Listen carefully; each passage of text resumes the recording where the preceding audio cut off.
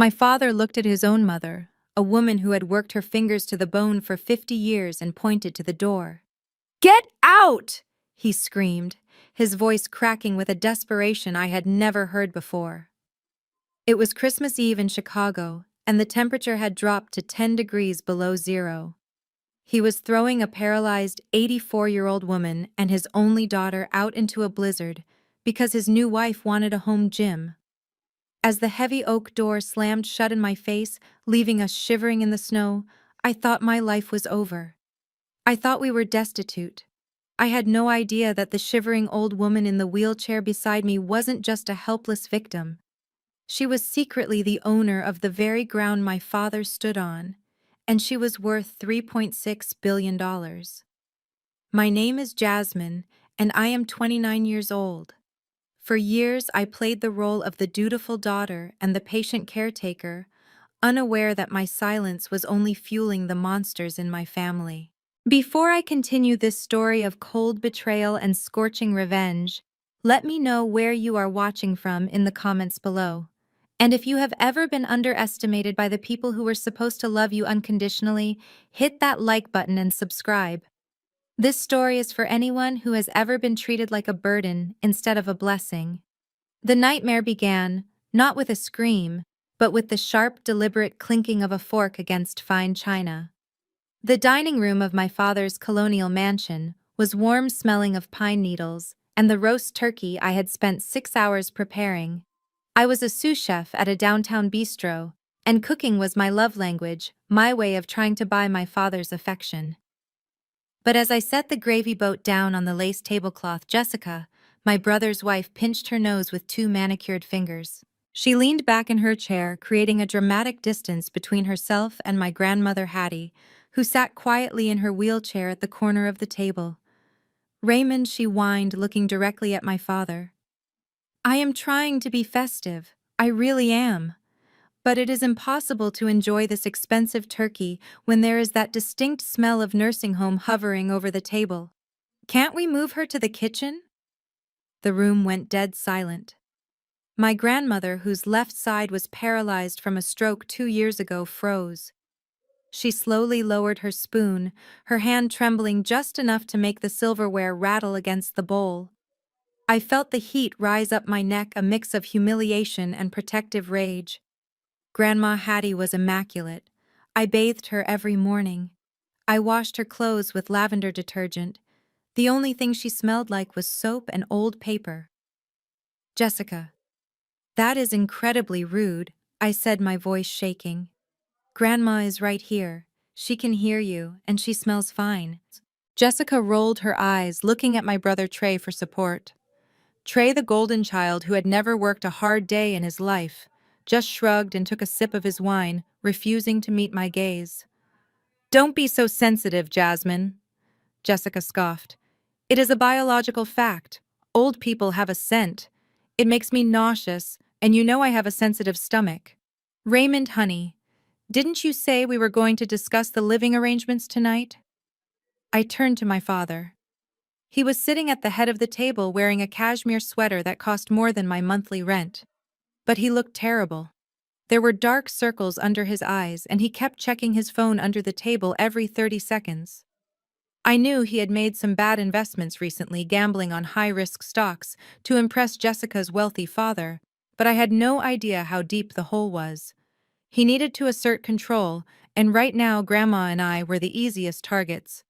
"Dad, tell her to stop," I pleaded. "It is Christmas." My father slammed his hand down on the table, making the crystal glasses jump. "Enough, Jasmine.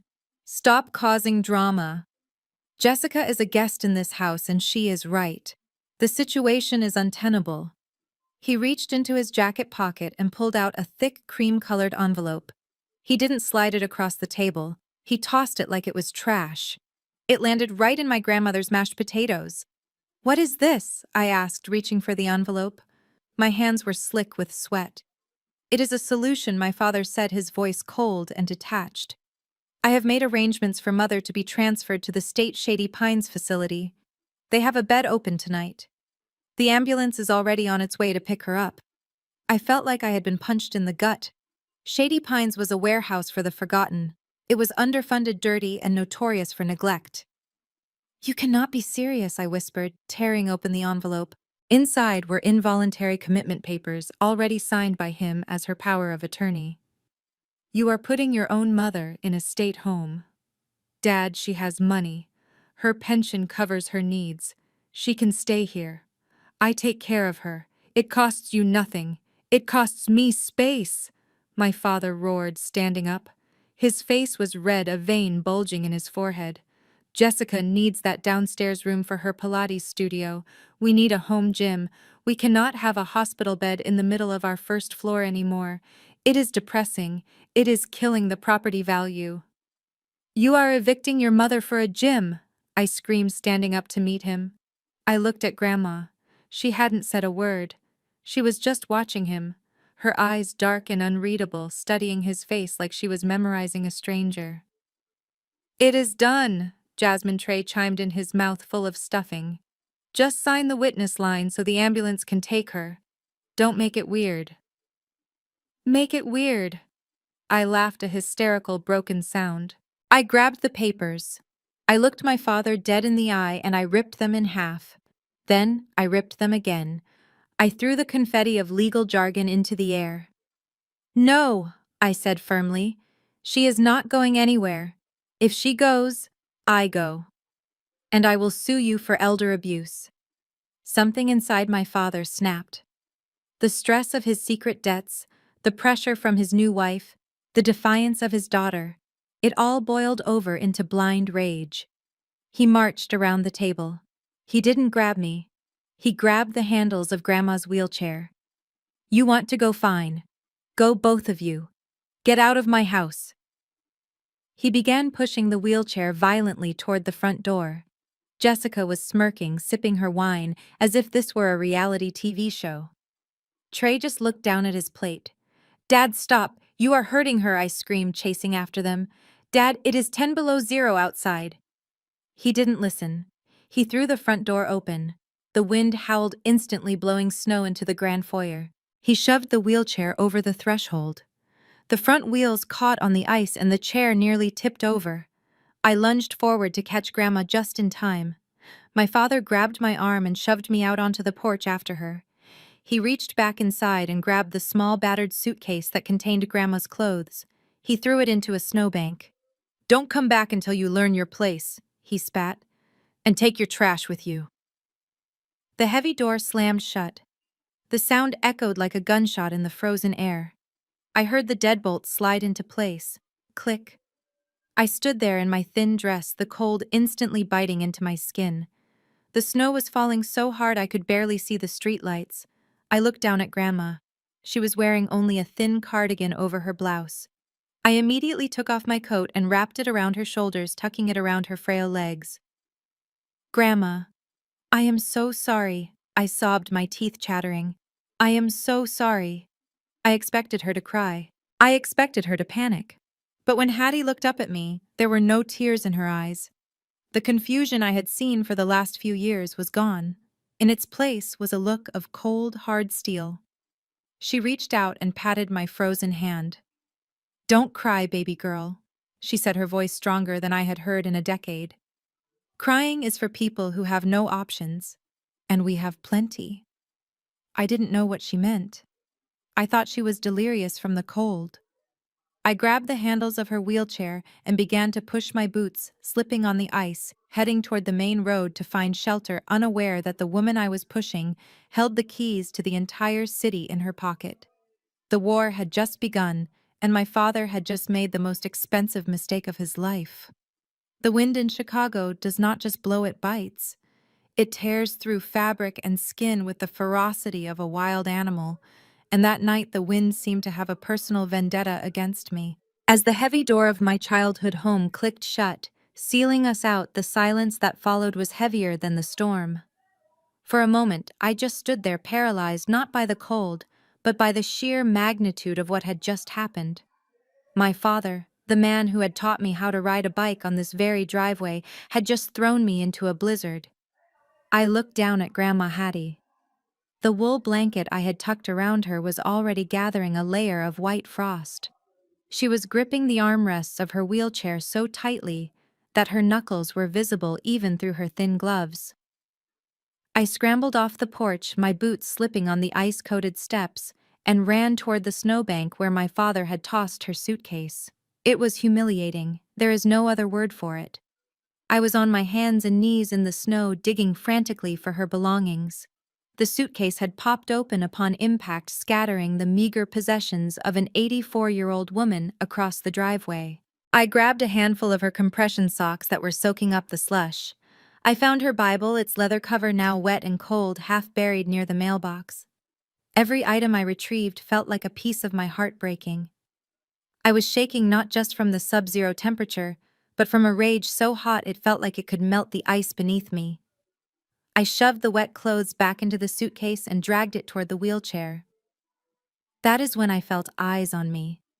A prickling sensation on the back of my neck that made me turn around. There, framed in the large bay window of the living room, stood Jessica. The golden light from the chandelier behind her created a halo, making the room look like the warmest, most inviting place on earth. She was holding a glass of red wine, the crystal catching the light. She wasn't looking at her husband or the Christmas tree. She was looking right at me. And she was smiling.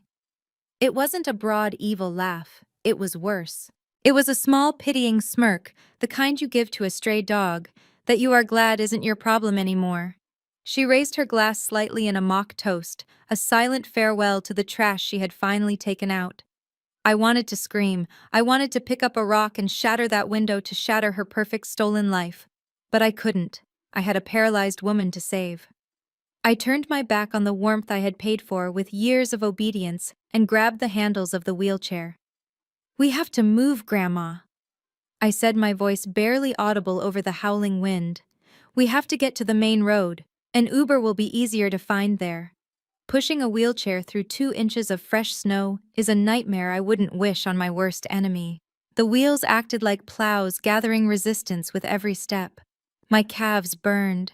My lungs felt like they were filled with broken glass every time I inhaled the freezing air. We trudged down the long driveway, the majestic houses of our neighbors looming on either side like silent, indifferent giants.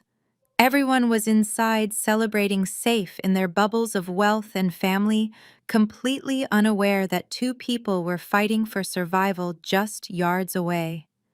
When we finally reached the corner of the street, under the flickering light of a street lamp, I pulled out my phone. My fingers were so numb I could barely unlock the screen. I opened the Uber app, my vision blurring from the snow sticking to my eyelashes. I requested a ride, the price surging due to the holiday and the weather. I didn't care. I would pay anything to get Grandma into a warm car. Confirming ride. The processing circle spun. Then a notification popped up in bright red letters. Payment method declined. I frowned, wiping the screen. That was impossible. I had just been paid yesterday. I tried again. Declined. Panic began to rise in my chest, cold and sharp. I switched to the hotel booking app, trying to reserve a room at the nearest Holiday Inn. Declined. Insufficient funds. I opened my banking app, my heart hammering against my ribs. I logged in, expecting to see my balance of $12,000, my savings, my safety net. Instead, I saw a zero. Zero. And then I remembered. Years ago, my father had convinced me to merge my accounts with the family trust for tax benefits. He said it would help us build generational wealth. He said it was what families do. I had trusted him. I had deposited every paycheck from the restaurant into that account, thinking I was building a future. He hadn't just evicted us. He had robbed me. While we were arguing at the dinner table, or perhaps while I was packing my bags, he or Jessica had accessed the main dashboard and locked me out. They had cut off my access to my own money. We were stranded in a blizzard with $11 in cash in my pocket and a maxed-out credit card. "Dad, how could you?" I whispered to the empty street. The betrayal hit me harder than the wind. He knew I had nowhere to go. He knew I had Grandma. He wanted us to crawl back. He wanted us broken so completely that we would accept the nursing home just to survive. Jasmine. Grandma's voice came from the chair. It was weak, carried away by the wind. Why have we stopped? I quickly shoved the phone into my pocket, blinking back tears that were threatening to freeze on my cheeks. Nothing. Grandma, just waiting for the signal. We are going to walk a bit further. The reception is bad here. I lied. I couldn't tell her we were destitute. I couldn't tell her that her son was a thief. I gripped the handles again, my determination hardening into something brittle and dangerous. I would push her all the way to downtown if I had to. I would walk until my feet bled before I knocked on that door again. We moved forward, the snow getting deeper, as the plows hadn't come through yet. The sidewalk was uneven, hidden beneath the white blanket. I was exhausted, my body running on adrenaline and spite. I didn't see the crack in the pavement. I didn't see the patch of black ice that had formed over the tree root buckling the concrete. The front left caster of the wheelchair hit the obstruction hard. There was a sickening metallic snap. The chair lurched violently to the left. The rusted metal of the old wheelchair weakened by years of use, and the extreme cold simply gave up. The front wheel sheared off completely. No, I screamed, lunging forward. Gravity was faster than I was. The wheelchair tipped. I threw my body between the chair and the pavement, catching the handle with my shoulder to break the fall, but the momentum was too much. We went down. Grandma slid sideways, the seatbelt holding her in, but her frail body dangling precariously close to the ice. I slammed my knee into the concrete, a jolt of agony shooting up my leg, but I didn't let go of her. Grandma! I scrambled up, ignoring the pain in my leg, and grabbed her, pulling her upright. The wheelchair was useless. It sat there in the snow, looking like a broken insect listing heavily to one side. We were 3 miles from the nearest shelter. My phone was at 4% battery. My money was stolen, and now our only means of transportation lay shattered on the ice. The wind howled around us, mocking my failure. I looked at Grandma, snow accumulating on her eyelashes, her face pale as a sheet. We were trapped in the middle of the storm, and for the first time in my life, I didn't just feel alone. I felt hunted. The journey to the motel was a blur of freezing slush and physical agony that I will never forget. With the front wheel of the wheelchair sheared off, I had to tilt the entire metal frame backward, balancing Grandma Hattie's weight on the 2 large rear tires, like I was pushing a dolly loaded with fragile cargo. Every crack in the sidewalk sent a shockwave through my arms, and every gust of wind threatened to blow us over. By the time the flickering neon sign of the Motel 6 came into view, buzzing loudly against the dark sky, I couldn't feel my toes anymore. It was the only place on the highway that I knew might accept cash without a reservation. A place where people went when they wanted to disappear, or when they had nowhere else to go. I left Grandma under the awning, shielded slightly from the biting wind, and stepped into the lobby. The heat hit me like a physical blow, making my frozen skin sting. The night clerk was a man with grease stains on his shirt, watching a game show on a small television behind bulletproof glass. He didn't look up when I walked in, dripping wet and shivering violently. I placed my crumpled bills on the counter, smoothing them out with trembling fingers. $11. I prayed it was enough for a few hours, just enough to keep us from freezing to death until morning. The clerk looked at the money, then at me, his eyes lingering on my expensive dress that was now ruined by mud and salt. He didn't ask questions. He just slid a key across the metal tray and muttered a room number. It was the transaction of the desperate. Room 104 was located around the back, facing the highway. The door stuck swollen from the dampness, and I had to throw my shoulder against it to force it open. The smell hit us immediately. It was a stale cocktail of old cigarette smoke, industrial cleaner, and damp carpet. The room was small and dim, illuminated by a single flickering bulb in the corner. The wallpaper was peeling near the ceiling, and the radiator clanked loudly, struggling to produce heat. But it was shelter. I wheeled Grandma inside and locked the door, sliding the chain latch into place, as if that flimsy piece of metal could protect us from the monsters outside. I helped Grandma out of the chair and onto the bed. The bedspread had a cigarette burn near the pillow, but the sheets looked clean enough. I took off her wet shoes and began rubbing her feet, trying to bring the circulation back. My own hands were red and raw, but I didn't care. I felt a crushing weight of guilt settling in my chest, heavier than the snow outside. I was supposed to protect her. I was 29 years old, a grown woman, and I had allowed my father to throw us away like garbage. I looked at Hattie sitting there in her mismatched layers, her silver hair disheveled, and I broke. I slid to the floor, burying my face in the scratchy blanket covering her knees. The sobs came out of me in jagged, ugly gasps. "I am so sorry, Grandma," I cried, my voice muffled by the fabric. "I failed you. I don't know what to do. I have no money. I have no car. He took everything. We are going to die out here." I waited for her to pat my head, to offer some confused, senile comfort like she usually did. But she didn't move. She sat perfectly still. The silence in the room stretched out, filled only by the hum of the mini-fridge and the rushing cars on the highway. I wiped my eyes and looked up at her. She wasn't looking at me. She was looking around the room, her eyes scanning the peeling paint, the broken lock on the window, the water stains on the ceiling. It wasn't the look of a frightened old woman. It was the look of a building inspector surveying a demolition site. There was a sharpness in her gaze that I hadn't seen in years, a clarity that sent a shiver down my spine that had nothing to do with the cold. Before I could ask her what was wrong, the silence was shattered by a jarring electronic sound. My phone. I pulled it out of my pocket. The screen was cracked from when I fell, but the name flashing on the display was clear. Dad. My stomach lurched. Part of me wanted to throw the phone against the wall, but fear paralyzed me. What if he was calling to say it was a mistake? What if he was coming to get us? Desperation makes you hope for things that are impossible. I swiped right and put it on speaker, my hand shaking so hard the phone rattled against the bedside table. Dad, I whispered, hating how small my voice sounded. Jasmine Raymond's voice filled the small room, distorted by the static but dripping with that familiar arrogance. I assume you have realized by now how stupid you were to walk out. It is negative 15 degrees out there. I hope you are enjoying the consequences of your disrespect.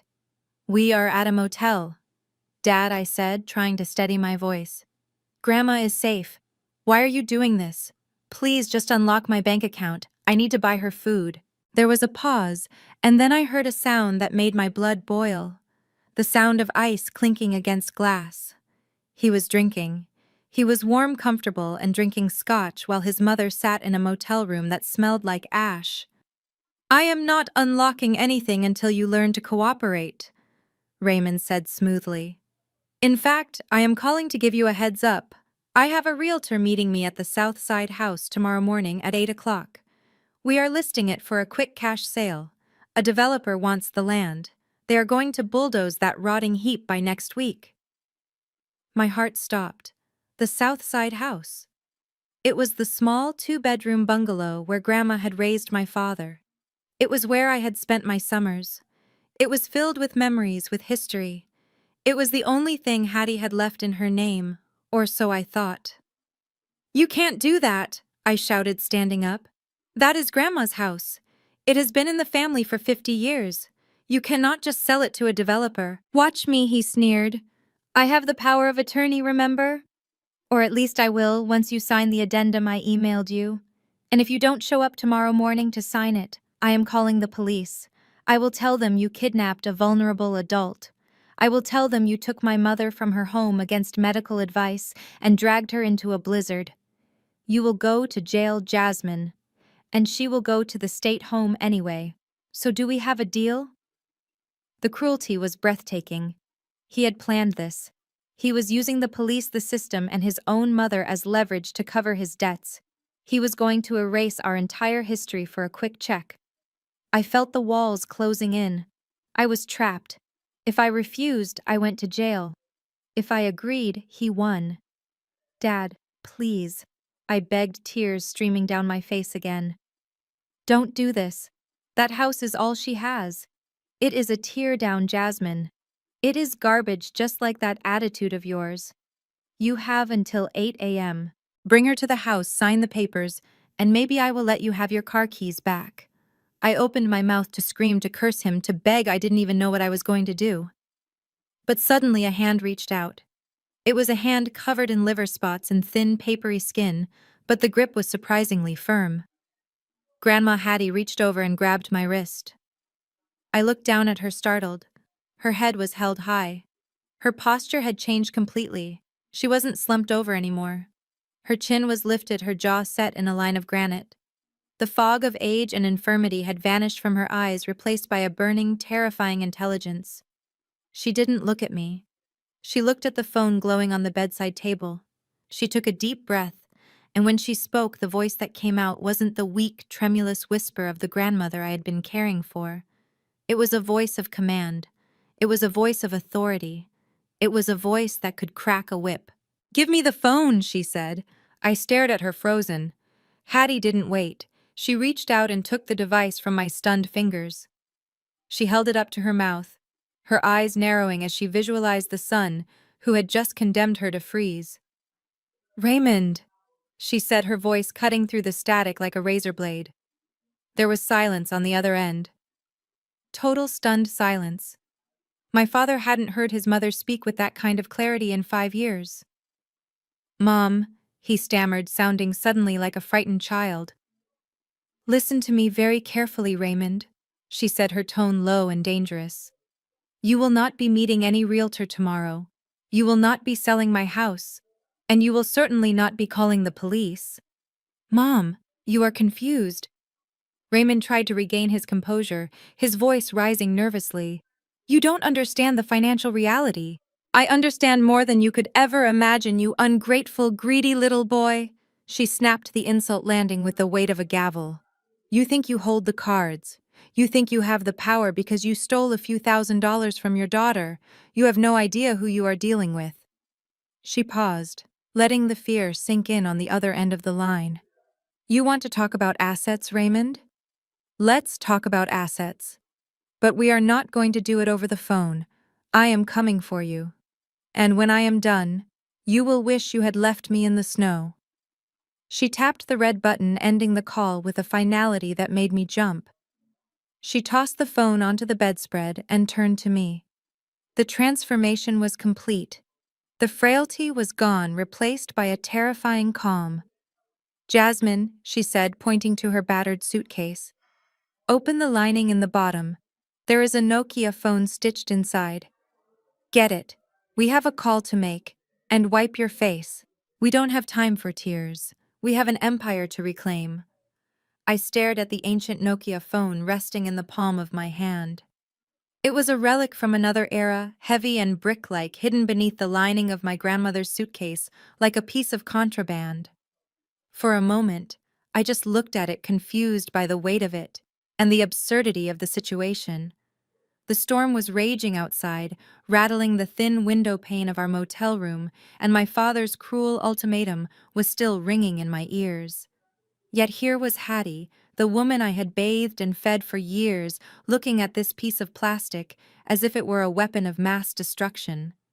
"Hand it to me, Jasmine," she said again. Her voice was steady, stripping away the last remnants of the frail old woman I thought I knew. I placed the phone in her hand. I expected the battery to be dead after sitting in a suitcase for who knows how long, but Hattie pressed the power button, and the small monochromatic screen flickered to life with a bright green glow. Full battery. She didn't hesitate. Her fingers, which I had watched tremble over a spoon of soup just hours ago, moved with the dexterity of a concert pianist. She punched in a sequence of numbers that was far too long to be a standard telephone number. She held the device to her ear, her eyes fixed on the peeling wallpaper across the room. I sat on the edge of the bed, hugging my knees, terrified that the stress of the eviction had finally caused her to snap. I prepared myself to comfort her when no one answered, or when she started talking to a dial tone. But then she spoke. "Eagle 1 to command," she said. Her tone was clipped, professional, and terrifyingly cold. "Identify Alpha 01. My mouth fell open. I watched in stunned silence as she paused, listening to a voice on the other end that I couldn't hear. She nodded once, her jaw set. Code red. She stated the words, dropping into the silence of the room like lead weights. Reactivate Phoenix Protocol immediately. I have been compromised. Location is the Motel 6 off Interstate 94. Exit 32. I need a full extraction team. You have 20 minutes. She lowered the phone and pressed the end call button with a decisive click. Then she placed it gently on the nightstand next to the Gideon Bible. She turned to me, and for the first time that night, a small, genuine smile touched her lips. It wasn't the vacant smile of the grandmother I knew. It was the smirk of a woman who had just checkmated an opponent who didn't even know he was playing the game. "Grandma," I whispered, my voice trembling. "Who did you just call? What is the Phoenix Protocol?"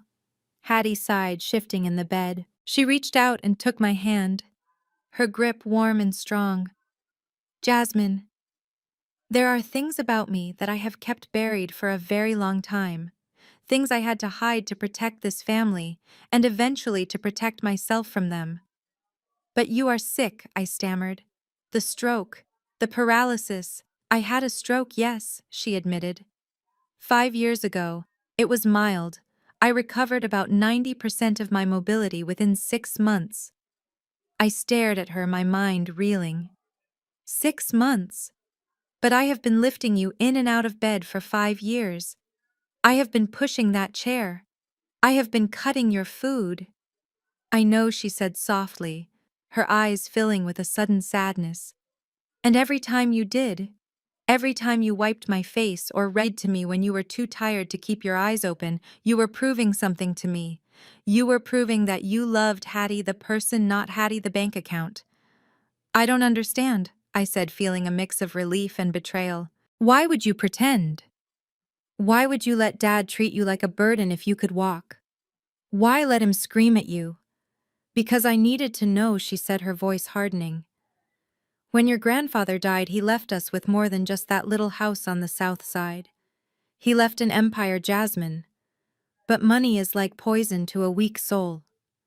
I watched your father grow up. I watched him become greedy. I watched him become entitled. When I got sick, I saw a flicker of something dark in his eyes. He didn't see a mother who needed help. He saw an obstacle to his inheritance." She squeezed my hand tighter. "So I decided to test them. I decided to play the part of the helpless invalid. I wanted to see who would stand by me when I had nothing to offer but my company. I wanted to see if my son would care for me out of love, or if he would wait for me to die like a vulture circling a carcass." She looked toward the door, her expression darkening. "I gave Raymond 5 years. 5 years to show me 1 ounce of compassion. 5 years to prove he was a man. Tonight, when he threw us out into the snow, he failed the final exam. He didn't just fail Jasmine, he declared war." My head was spinning. The woman sitting before me wasn't just my grandmother, she was a strategist. She had endured 5 years of humiliation, of being talked down to by Jessica, of being ignored by Trey just to measure the content of their characters.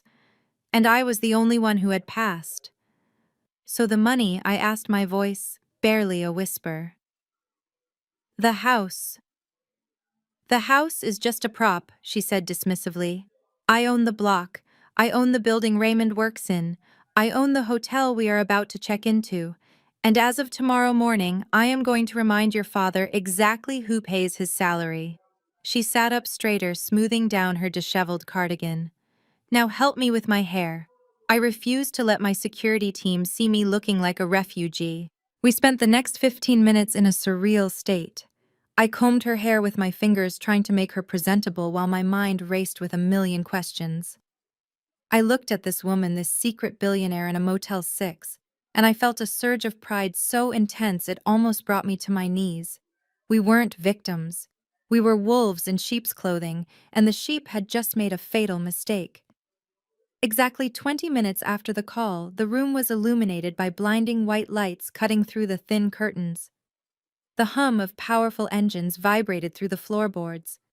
I walked to the window and peered through the crack in the drapes. My breath caught in my throat. The desolate, snow-covered parking lot of the motel had been transformed into a scene from a presidential motorcade. 3 massive black Cadillac Escalades were parked in a precision formation right outside our door. The vehicles were pristine, their polished paint gleaming under the harsh motel lights, a stark contrast to the rusted sedans and pickup trucks parked nearby. As I watched the doors of the vehicles opened in perfect synchronization, 6 men stepped out. They were giants wearing immaculate black suits and long wool coats despite the freezing wind. They wore earpieces and moved with a fluidity that screamed military training. They didn't look like chauffeurs. They looked like a private army. The night clerk, the man with the grease stains who had barely looked at me earlier, was now standing in the doorway of the lobby, his mouth hanging open, his game show forgotten. The lead security officer, a man with broad shoulders and a shaved head, approached our door. He didn't bang on it. He knocked 3 times, precise and firm. "Open it, Jasmine," Hattie said. She was sitting on the edge of the bed, her back straight, her hands folded in her lap. She looked regal even in her old clothes. I unlocked the door and swung it open. The cold air rushed in, but it didn't feel biting anymore. It felt like the winds of change. The lead officer stepped into the doorway. He took in the shabby room, the peeling paint, and me standing there in my ruined dress. His expression remained stoic, but his eyes softened slightly when they landed on Hattie. He removed his leather gloves and bowed his head, a gesture of profound respect. "Madam President," he said, his voice deep and resonant, "we have secured the perimeter. The suite at the Ritz is prepared. We are ready to take you home." Hattie nodded slowly. "Thank you, Marcus. It is good to see you." She looked at me and then down at the broken wheelchair in the corner of the room. "Leave it," she commanded. "We won't be needing that anymore." Marcus signaled to the other men. 2 of them stepped forward ready to assist, but Hattie waved them off. With a grunt of effort, she pushed herself up from the bed. My instinct was to rush to help her, but she held up a hand. She stood on her own 2 feet, shaky but determined. She took 1 step, then another, walking toward the door on her own terms for the first time in half a decade. As we walked out into the swirling snow, flanked by our protective detail, I looked back at the motel room one last time. We were leaving behind the poverty, the fear, and the helplessness. We were stepping into a new reality. I climbed into the back of the warm leather interior of the lead SUV, sitting next to the woman who had just rewritten our destiny. As the convoy pulled away, leaving the motel in the rearview mirror, I knew one thing for certain. Raymond thought he had thrown away trash. He was about to find out he had thrown away the bank. The silence inside the armored Cadillac Escalade was absolute. It was a vacuum that sucked away the howling wind and the chaos of the night, leaving only the soft hum of climate control and the smell of rich leather. I sat there, my hands still red and raw from the cold, clutching the seatbelt like a lifeline. Next to me, Grandma Hattie stared out the tinted window as the city of Chicago blurred past. We were no longer moving through the city as victims. We were gliding through it like predators in the dark. 10 minutes later, the convoy pulled into the private underground entrance of the Four Seasons Hotel. I had walked past this building 1,000 times on my way to culinary school, looking up at its towering glass facade and wondering what life was like for the people inside. Tonight, I didn't have to wonder. A team of staff was waiting for us by the elevator, their heads bowed in deference. They didn't look at my muddy boots or my ruined dress. They looked only at Hattie, treating her with the reverence usually reserved for royalty or heads of state. We ascended 50 floors in seconds. When the doors slid open to the presidential suite, I literally stopped breathing. The room was larger than the entire house I had just been evicted from. Floor-to-ceiling windows offered a panoramic view of the frozen city below, the lights twinkling like diamonds scattered on black velvet. A fire was already roaring in a marble fireplace that was big enough to stand in. Hattie didn't gasp. She didn't marvel at the opulence. She simply walked over to the fireplace, leaning on her cane, and warmed her hands. "Harrison," she said, her voice echoing slightly in the vast room. "I want room service. lobster bisque, a medium-rare ribeye, and a bottle of the 1996 Cabernet. And get Jasmine some clothes that don't smell like a Motel 6. A man in a sharp gray suit who had been waiting in the shadows of the suite stepped forward. This was Harrison, the lawyer I had seen earlier. He nodded efficiently. Already done, Madam President. The stylist is waiting in the guest wing. I stood there feeling like an imposter in my own life. Grandma? I whispered, approaching her slowly. This place costs $10,000 a night. How are we paying for this? Hattie turned to me. The firelight danced in her eyes, making them look fierce and young. We are not paying for it, Jasmine. We own it. I blinked, sure I had misheard. You own the suite? No, darling. She smiled, a small, dangerous curve of her lips. I own the hotel. Before I could process that impossible statement, Harrison cleared his throat. He walked over to the massive mahogany dining table and placed a silver briefcase on top of it. The click of the latch's opening sounded like a gunshot in the quiet room. Ms. Jasmine Harrison said, his tone serious and professional. It is time you understood the scope of what we are dealing with. Your grandmother, Hattie Mae Brooks, is the sole beneficiary and chairperson of the Pegasus Trust. He spread a large map of downtown Chicago across the table. It was color-coded. Huge swaths of the city were highlighted in blue. Every building you see in blue belongs to the trust, Harrison explained, tracing his finger along the famous skyline. The office tower your father works in blue. The shopping district where Jessica buys her designer bags, blue. The medical center where you were born, blue. I stared at the map, my knees shaking. It wasn't just a few properties. It was an empire.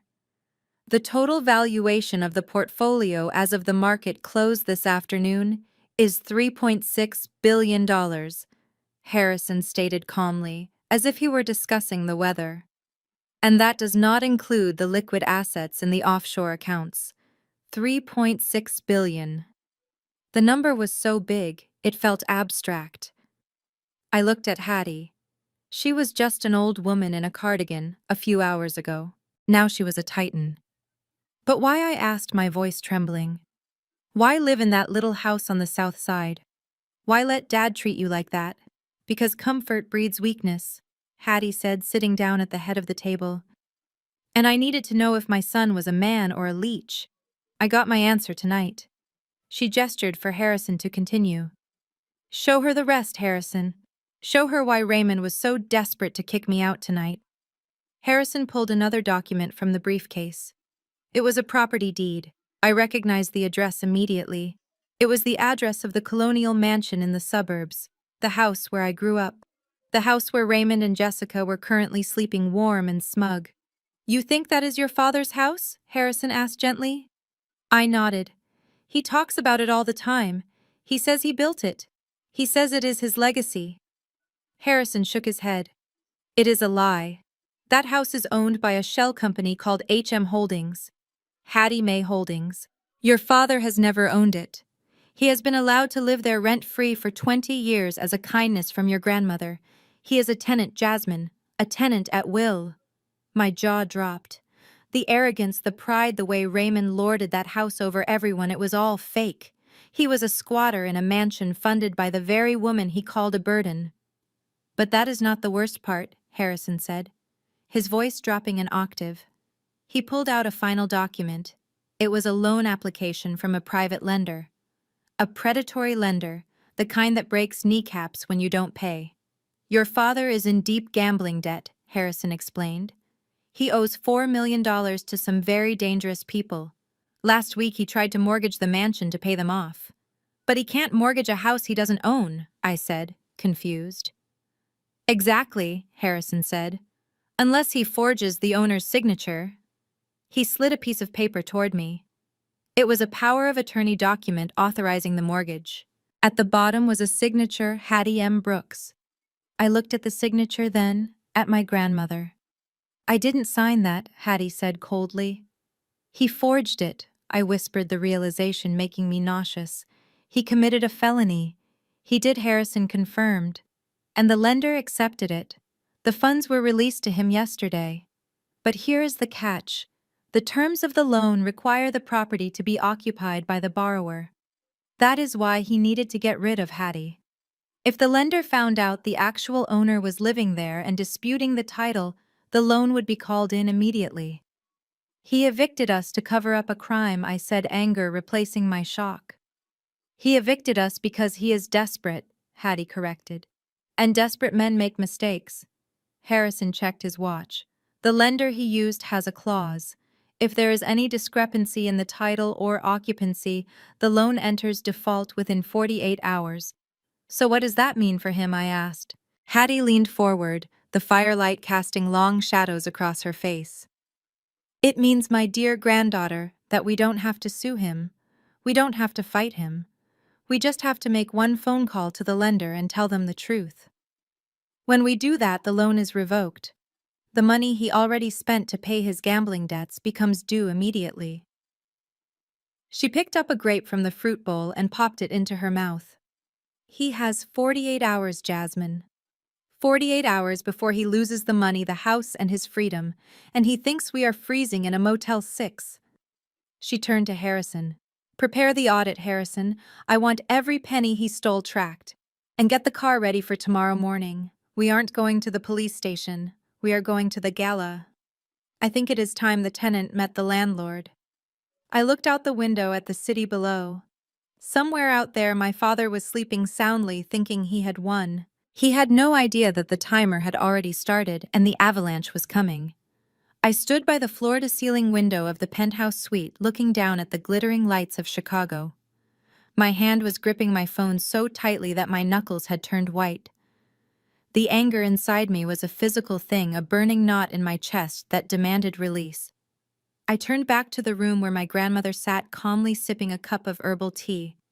We need to call the police right now, I said, my voice shaking with adrenaline. We have the proof, Grandma. Harrison showed us the forged documents. Raymond committed fraud. He stole from you. He threw us out into a blizzard. If we call 911, they will arrest him tonight. I want to see him in handcuffs. I want to see Jessica cry as they drag him away. Hattie set her teacup down on the saucer with a gentle clink. The sound was incredibly loud in the quiet luxury of the room. She looked at me, her eyes clear and sharp, devoid of the confusion she had feigned for so long. Sit down, Jasmine, she said softly. But Grandma, he is getting away with it, I protested, pacing across the plush carpet. Every minute we wait is a minute he thinks he won. I said sit down, she repeated. Her voice didn't rise, but the command was absolute. It was the voice of a woman who had run a billion-dollar empire from the shadows. I stopped pacing and sat on the edge of the velvet sofa opposite her. Hattie leaned forward, resting her hands on her cane.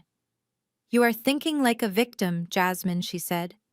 A victim wants immediate relief. A victim wants the bad man to go away. But I need you to think like a CEO. I need you to think like a general. She gestured to the city below us. If we arrest him tonight, what happens? He gets booked.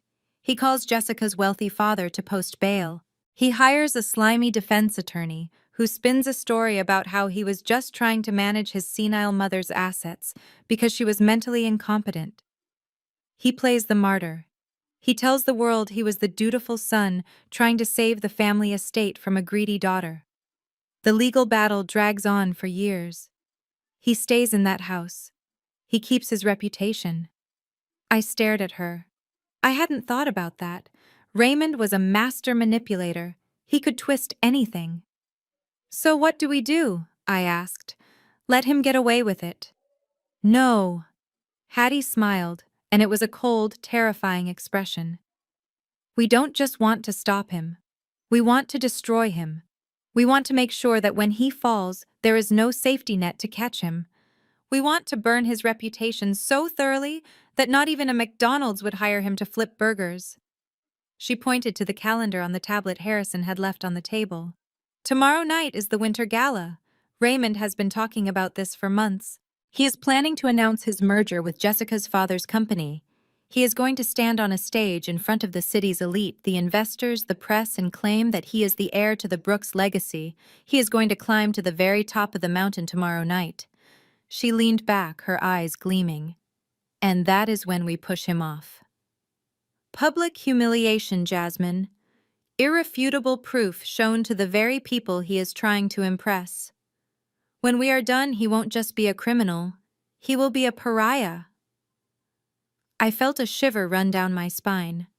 It was brutal. It was calculated. And it was brilliant. Harrison the lawyer stepped back into the room. He was carrying a fresh stack of files. "Madam President," he said, "we have completed the forensic audit of your son's personal accounts. It is worse than we thought." "How much?" Hattie asked. Harrison handed a tablet to me. I looked at the screen and gasped. The numbers were staggering. "He is not just in debt to the loan sharks," Harrison explained.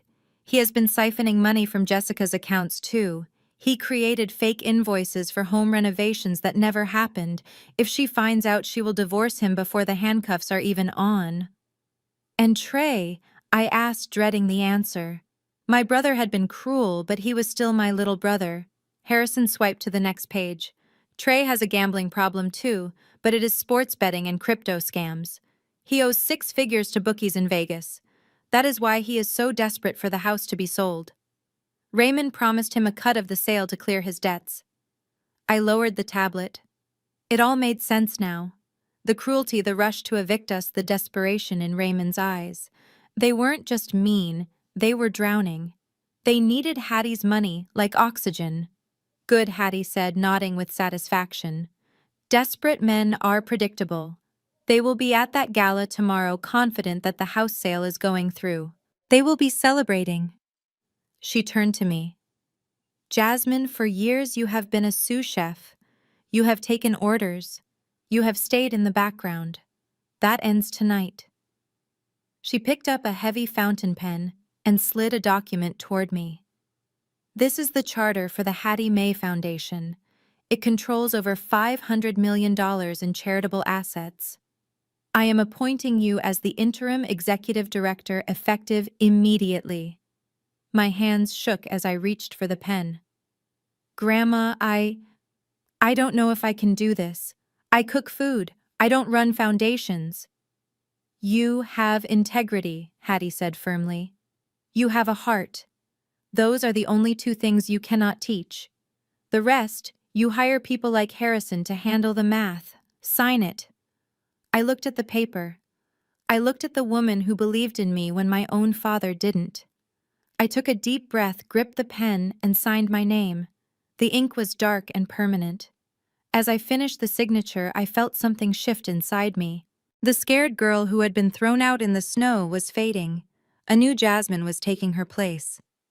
Just then, my phone buzzed on the coffee table. The screen lit up with a notification. It was a text message.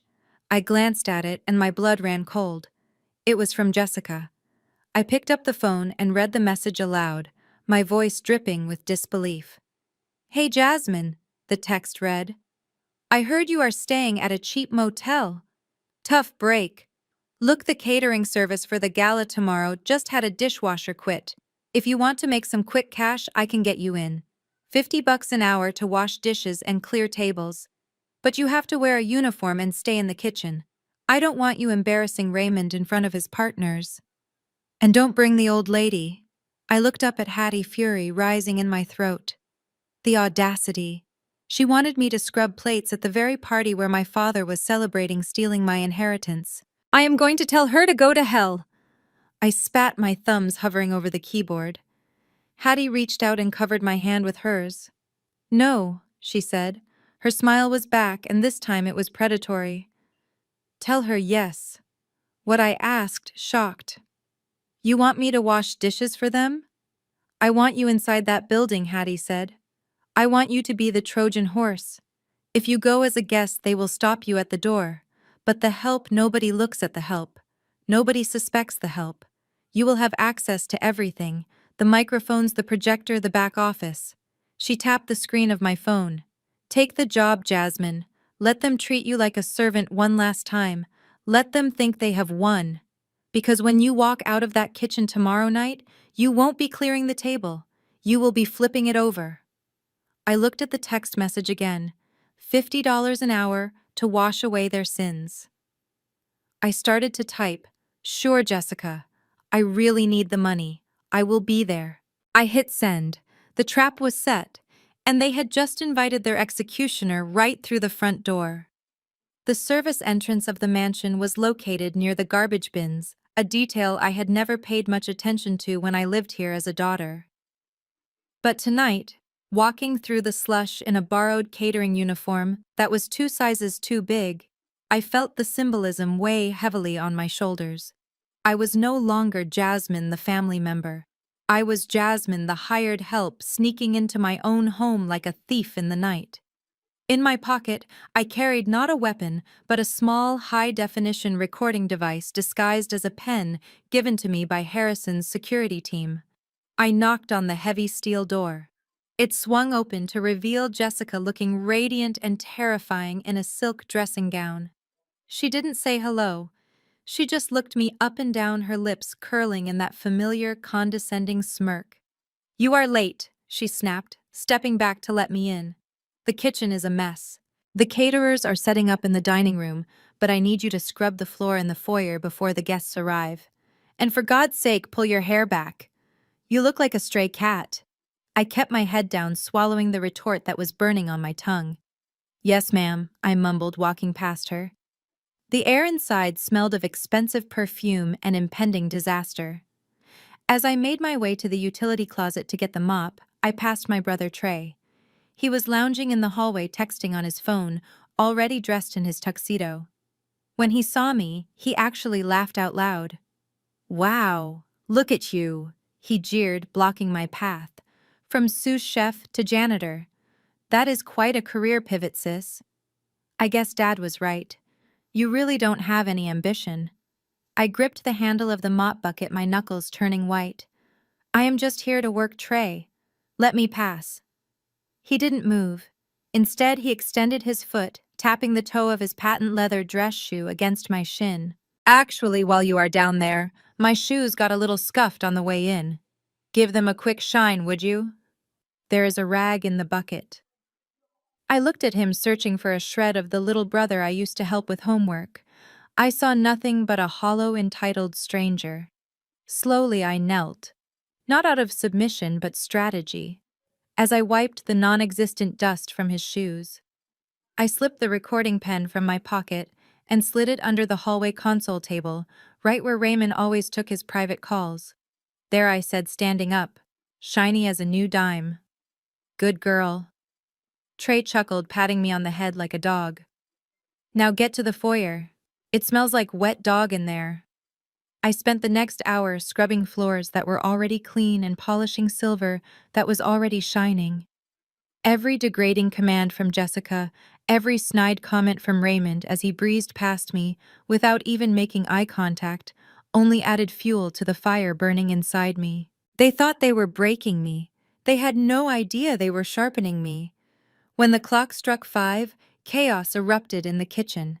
The catering staff was overwhelmed, and Jessica was screaming at the head chef about the canapes. This was my chance. I knew Raymond's routine. He always kept his most important documents in the wall safe in his study, and at 5:30, he would be in the shower getting ready for the gala. I slipped away from the kitchen, moving silent as a ghost through the service corridors I knew by heart. My heart was hammering against my ribs like a trapped bird. If they caught me now, it wasn't just about being fired. It was about losing the element of surprise. I reached the study and gently turned the handle. Unlocked. Raymond was arrogant. He never thought anyone would dare enter his sanctuary. I slipped inside and closed the door softly behind me.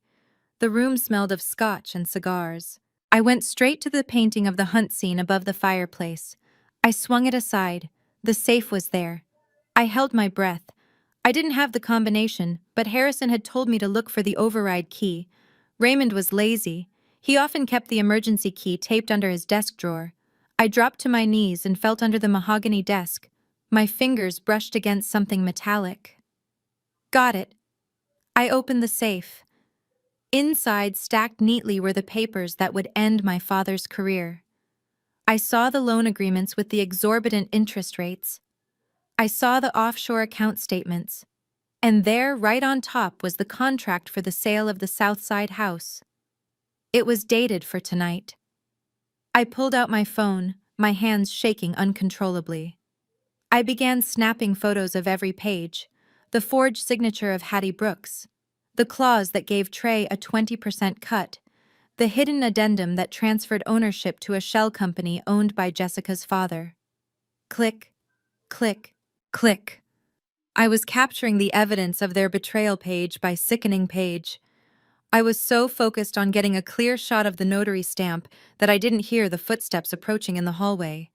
I didn't hear the doorknob turn. The door swung open. I froze. The phone was still in my hand, the safe wide open behind me. Trey stood in the doorway. He wasn't smiling anymore. His face was a mask of confusion that quickly twisted into suspicion. He looked at the safe. He looked at the papers scattered on the floor. And then he looked at me. "What the hell are you doing?" he shouted, stepping into the room and slamming the door behind him. I shoved the phone into my apron pocket and stood up, backing away until my legs hit the desk.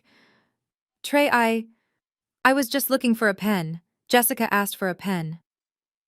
"Don't lie to me," he yelled, advancing on me. "You are taking pictures. You are spying on us." He lunged for me. I tried to dodge, but he was faster.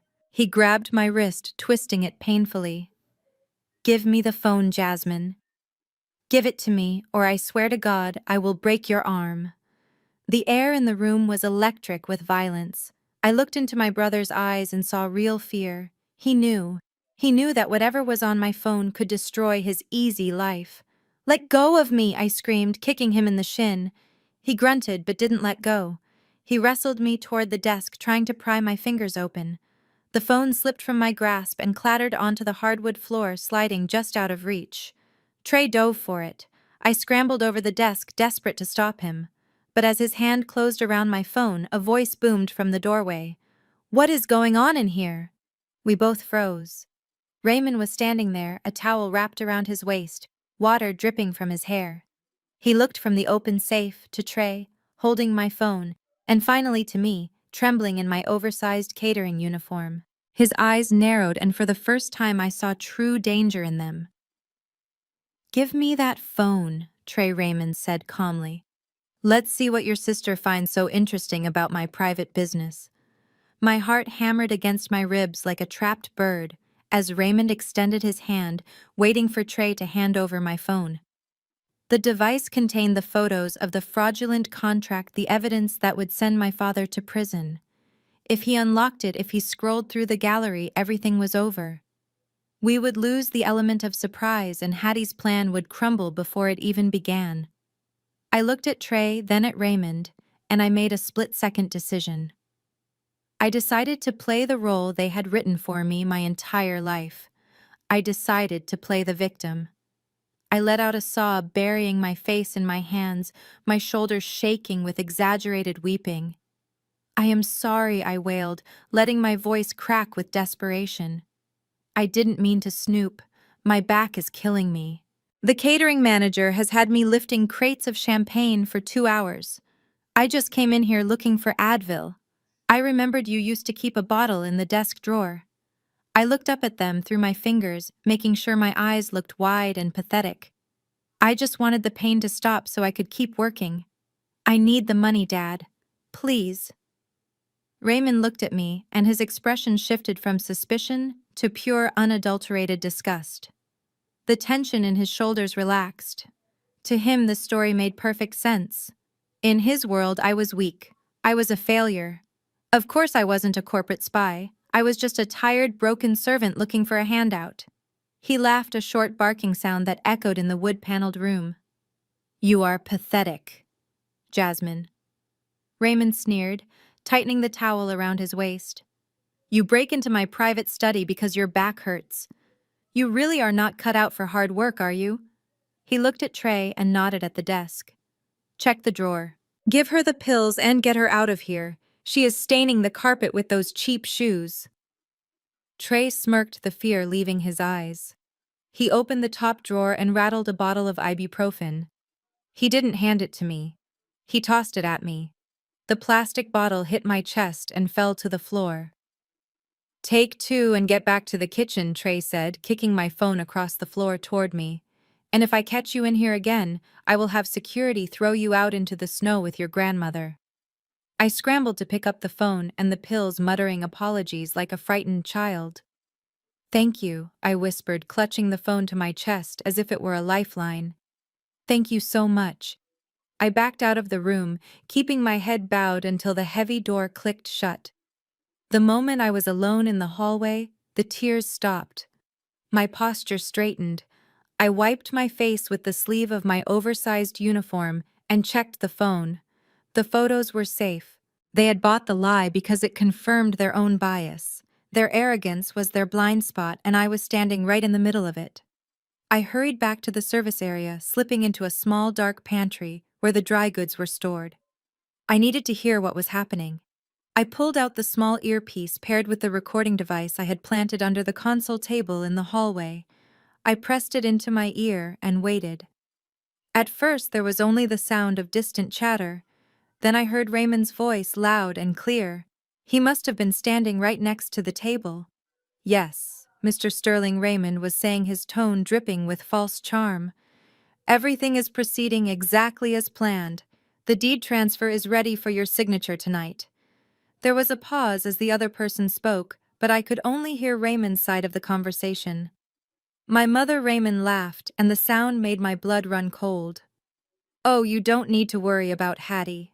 The poor woman is in the final stages of dementia. She is practically a vegetable. She doesn't even know her own name, let alone the value of real estate. I am her sole guardian and beneficiary. Selling this land is really a mercy.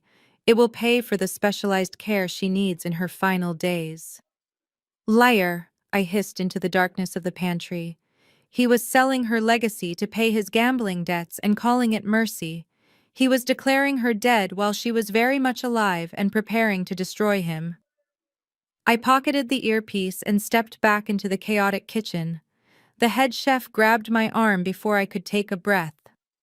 "You," he barked, pointing at a tray of red wine glasses. "Table 4 needs a refill. Move it." I grabbed the heavy tray and pushed through the swinging doors into the ballroom. The transformation was breathtaking. The room was bathed in golden light, filled with people wearing tuxedos and gowns that cost more than I made in a year. A string quartet was playing softly in the corner. I moved through the crowd, invisible in my uniform, offering wine to people who didn't even look at my face.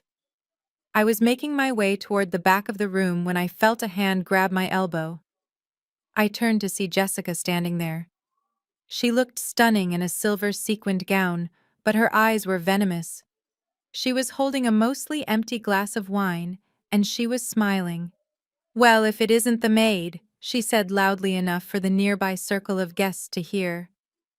"I hope you are not drinking on the job, Jasmine." "I am just working, Jessica," I said quietly, trying to pull away. "Please let me do my job." "But you are so clumsy," she said, her voice dropping to a mock whisper. "Remember how you dropped your life savings into a joint account with your daddy? Oops." Before I could react, she tilted her hand. The remaining red wine in her glass splashed across the front of my white catering jacket. It soaked through instantly, a dark blood-like stain spreading across my chest. "Oh no," Jessica gasped theatrically, bringing a hand to her mouth. "Look what you did. You are such a mess, Jasmine. You can't even hold a tray straight." The guests around us chuckled. A few of them looked at me with pity, but most just looked annoyed that a servant had caused a scene. I stood there, the cold wine seeping into my skin, the humiliation burning my face. I wanted to scream. I wanted to throw the entire tray of glasses at her perfect smiling face. But I remembered Hattie's voice. "Think like a general." I took a deep breath. I lowered my head. "I am so sorry, ma'am," I said, my voice steady. "I will go clean up." "You do that?" Jessica sneered, turning her back on me. "And try not to ruin anything else tonight." I walked away, the laughter of the crowd fading behind me. I didn't go to the bathroom to clean up. I went to the side entrance of the ballroom, the spot where the shadows were deepest. I stood there stained and silent watching the stage. The music swelled. The lights dimmed, leaving a single spotlight focused on the podium at the center of the stage. Raymond walked out, waving to the applause. He looked triumphant. He looked untouchable. He adjusted the microphone, flashing his whitened teeth at the audience. "Ladies and gentlemen," Raymond boomed, his voice amplified across the hall. "Thank you for joining me on this historic night. For 50 years, the Brooks family has been a pillar of this community. And tonight, I am thrilled to announce the next chapter. I am about to sign a partnership that will transform the South Side and secure our legacy for generations to come." He gestured to a table beside the podium where a legal team sat with a stack of documents. The fake contract. The one I had photographed. The one he was about to sign. I glanced at my watch. It was exactly 8 o'clock. Raymond picked up a gold pen. He held it up to the light, savoring the moment. With this signature, he declared, "I am not just selling land. I am building the future." He leaned over the document. The tip of the pen hovered millimeters above the paper. I held my breath. The double doors at the back of the ballroom, the grand entrance that had been closed all night, suddenly rattled. Raymond didn't hear it. He was too focused on his victory. But I heard it, and I smiled.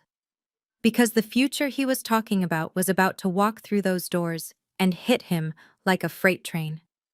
The grand ballroom of the Palmer House Hotel was a cathedral of gold leaf and crystal, a place where the air itself seemed to cost money.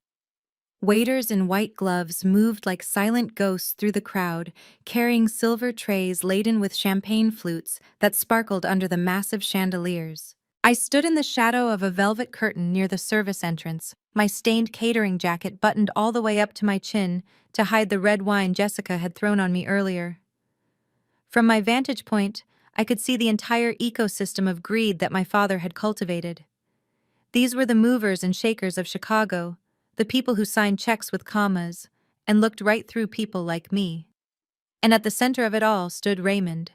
He was holding court near the ice sculpture, one hand in his pocket, the other gesturing expansively as he spoke to a group of potential investors. He looked immaculate in his bespoke tuxedo, his hair slicked back, his smile wide and practiced. Beside him, Jessica shimmered in her silver gown, playing the role of the devoted trophy wife to perfection. She laughed at all the right moments, touching his arm possessively, completely unaware that the man she was clinging to was technically homeless and millions of dollars in debt. They looked like the perfect power couple. It was nauseating. I pressed my hand against the small earpiece in my ear, checking the connection one last time. Harrison had told me to wait for the signal. The signal was simple. Raymond had to be on stage. He had to be at the very precipice of his lie before we pushed him off. The lights in the ballroom dimmed, casting the crowd into a soft, expectant twilight. A spotlight cut through the darkness, illuminating the podium at the front of the room. The chatter died down, replaced by a polite ripple of applause as my father walked onto the stage. He didn't just walk, he strutted. He gripped the sides of the podium, looking out at the sea of faces with a hunger that made my skin crawl. He adjusted the microphone, letting the silence stretch out for a dramatic beat. "Welcome, friends, colleagues, and visionaries." Raymond began, his voice booming through the high-end sound system. "Tonight is not just a celebration of business. It is a celebration of heritage." I felt a bile rise in my throat. Heritage. The man who had thrown his mother's suitcase into a snowbank was talking about heritage. He continued, his voice dropping to a somber, reverent tone that he must have rehearsed in the mirror. "You all know the story of the Brooks family. My mother, Hattie, was a woman of simple means. She worked hard to buy a small plot of land on the south side, a humble home, a home that sadly has fallen into disrepair as her health has declined." He paused, wiping a non-existent tear from his eye. Jessica dabbed at her eyes with a napkin in the front row. The performance was Oscar-worthy. "It breaks my heart to see her legacy crumble," Raymond said, shaking his head. "But sometimes, love means letting go. Sometimes honoring our parents means making the hard decisions they can no longer make for themselves." My mother is, as many of you know, in the final stages of dementia. She is not with us tonight because she is resting in a specialized facility where she can receive the care she so desperately needs. I squeezed my hands into fists so tight my fingernails dug into my palms. He was erasing her. He was painting her as a senile invalid to justify stealing her life's work. So Raymond said, his voice brightening, swelling with false optimism. It is with a heavy heart, but a hopeful spirit, that I announce the sale of the Brooks estate. This isn't just a sale. It is a transformation. Where that old rotting house now stands, we will build a commercial center that will revitalize the entire neighborhood. We are turning the past into the future. And I know if my mother were in her right mind, she would be smiling down on us tonight. The crowd erupted in applause. They clapped for his bravery. They clapped for his vision. They had no idea they were clapping for a monster. Meanwhile, 20 floors below on the street outside the hotel, a different kind of scene was unfolding. The blizzard had intensified, but the line of black Cadillac Escalades idling at the curb didn't move. The lead vehicle's door opened. A security guard held a large black umbrella against the driving snow. Hattie Mae Brooks stepped out. She didn't wait for the wheelchair lift. She didn't reach for the arm of the guard. Instead, she reached for a cane made of polished ebony with a silver handle. She set it firmly on the pavement. Click. For 5 years, she had done her physical therapy in secret in the early hours of the morning, while the rest of the house slept. She had pushed through the pain, rebuilding her muscles, waiting for the moment when she would need to stand tall. That moment was now. She wore a floor-length coat of midnight blue wool and diamonds that caught the streetlights like shards of ice. She looked up at the towering hotel, her eyes narrowing. She took a step, then another. Her gait was slow, but it was steady. It was the march of a queen returning to reclaim her throne. Behind her, Harrison and a phalanx of 10 lawyers fell into step. They moved through the revolving doors of the lobby like a storm front, silencing the casual conversations of the guests in the foyer. Back in the ballroom, the applause was fading. Raymond gestured to the side of the stage. And now, to make it official, I invite Mr. Sterling of Sterling Development to join me. Let's sign the papers and open the champagne. A man in a gray suit walked onto the stage carrying a leather portfolio. He laid the contract on the podium. This was it, the moment of no return. I watched from the shadows, my heart pounding in my ears. Raymond picked up the gold pen. He unscrewed the cap, savoring the weight of it. He looked at Jessica in the front row and winked. She blew him a kiss. Raymond leaned over the document. The tip of the pen hovered over the signature line. The room went silent, anticipating the scratch of ink on paper that would seal the deal. I looked at my watch. 3, 2, 1. Suddenly, a loud, heavy thud echoed through the ballroom. Then another. It sounded like a gavel striking a sounding block. Thud, thud, thud. Raymond looked up, annoyed. The sound was coming from the double doors at the very back of the room, the doors that had been locked all night. Then darkness. Every light in the ballroom cut out simultaneously. The chandeliers went black. The spotlight died. The room was plunged into pitch blackness. Gasps and screams erupted from the crowd. I heard glass breaking as someone dropped a drink. Raymond's voice rang out in the dark, high and panicked. "What is going on? Get the backup generator running. Who turned off the lights?" Then a sound cut through the panic. It was the screech of feedback from the microphone system, followed by a voice. But it wasn't Raymond's voice. And it wasn't coming from the stage. It was coming from everywhere. It was coming from the main speakers, loud, clear, and terrifyingly familiar. "Put the pen down, Raymond." The room froze. The silence that followed was heavy, suffocating. "That contract is void," the voice continued, echoing off the high ceilings, "because you cannot sell what you do not own." A single beam of light cut through the darkness from the back of the room. It wasn't a spotlight. It was a high-powered tactical flashlight held by a security guard. The beam hit the double doors. They swung open with a crash. And there, framed in the white light, standing on her own 2 feet, was the woman Raymond had left to die in the snow. The return of the lights was more shocking than the darkness had been. When the main breakers were flipped back on, the crystal chandeliers didn't just flicker, they exploded with brilliance, flooding every corner of the ballroom with a harsh, unforgiving illumination. There were no shadows left to hide in. The sudden brightness forced everyone to squint, shielding their eyes. But as vision returned, 500 pairs of eyes were drawn to a single point at the back of the room.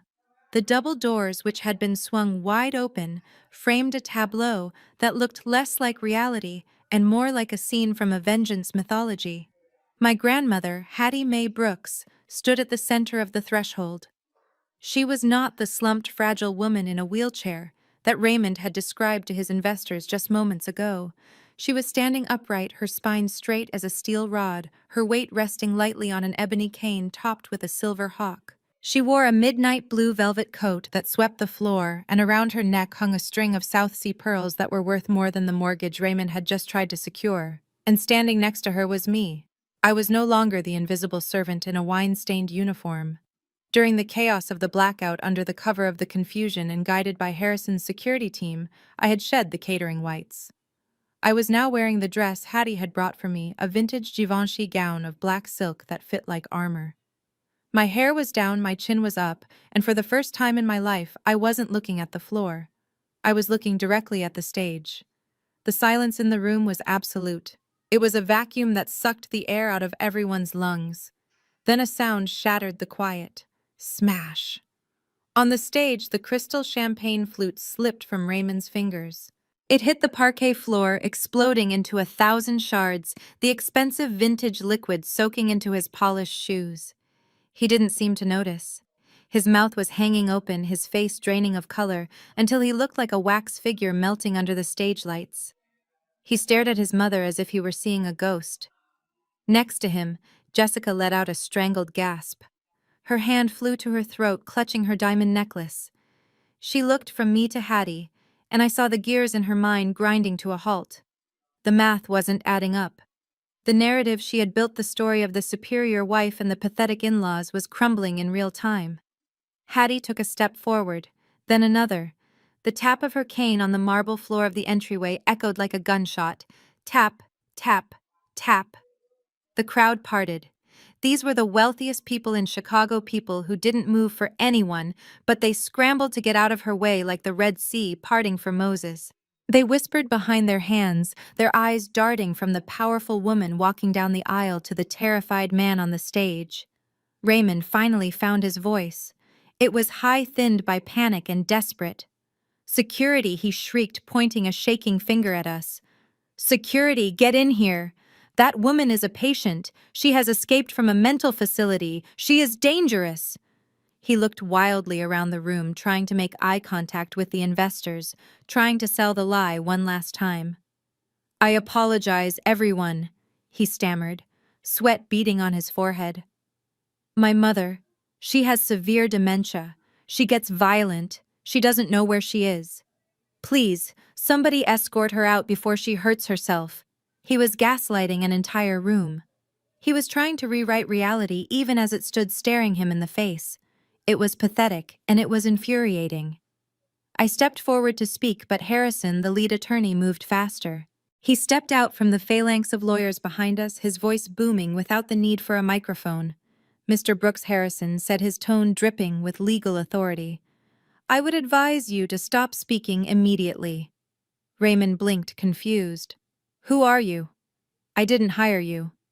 "Get off my stage. I am Arthur Harrison, senior partner at Sterling Cooper," Vance Harrison announced. A murmur went through the crowd. Everyone knew that firm. They didn't represent patients escaping nursing homes. They represented billionaires. "And you are correct, Mr. Brooks. You did not hire me," Harrison continued, walking calmly toward the stage. "I represent the owner of this property, and the owner of the house you slept in last night, and incidentally the owner of the building we are currently standing in." Raymond laughed, a nervous, jagged sound. "What are you talking about? I am the owner. I am signing the papers right now." Harrison stopped at the foot of the stage. He looked up at Raymond with a mixture of pity and professional disdain. "No, sir, you are a tenant. And as of this moment you are a trespasser." "Trespasser," Raymond sputtered. "This is my mother. I have power of attorney. She is incompetent. Look at her." He gestured wildly at Hattie, who had now reached the front row. She stopped. She looked up at the son she had raised, the son who had thrown her away. She didn't scream. She didn't cry. She simply reached into her coat pocket and pulled out a small remote control. "Raymond," she said. Her voice wasn't amplified, but in the silent room it carried to the rafters. It was calm, clear, and devastatingly sane. "You have spent all night telling these good people a story. You told them I was sick. You told them I was a burden. You told them you were a hero." She pointed the remote at the massive LED screen behind him, the one that still displayed the slide titled "The Brooks Legacy." "I think it is time we told them the truth," she said. She pressed the button. The screen flickered. The slide of the smiling family photo vanished. In its place, grainy black and white footage appeared. It was time-stamped, December 24th, 7:30 p.m. A collective gasp went through the room. The image was undeniable. It was the front porch of the colonial mansion. The snow was falling heavily. The camera angle was high, capturing the scene perfectly. On the screen, the front door flew open. A figure, clearly Raymond in his expensive sweater, shoved a wheelchair onto the icy porch. The woman in the chair nearly tipped over. "Oh my God," someone in the front row whispered. The video continued. The audience watched in horrified silence as on-screen Raymond grabbed his daughter by the arm and threw her out into the blizzard. They watched him pick up a suitcase and hurl it into a snowbank. They saw his face twisted with rage as he screamed something that the camera's microphone picked up clearly. "Don't come back until you learn your place." The Raymond on the screen slammed the door, leaving two women to freeze. The video froze on that final frame, the closed door, and the old woman huddled under a thin coat in the snow. Hattie lowered the remote. She looked at the audience, then back at Raymond, who was staring at the screen, his face a mask of absolute horror. "That," Hattie said, her voice cutting through the stunned atmosphere like a blade, "is your legacy, Raymond. And tonight, I am here to collect the rent."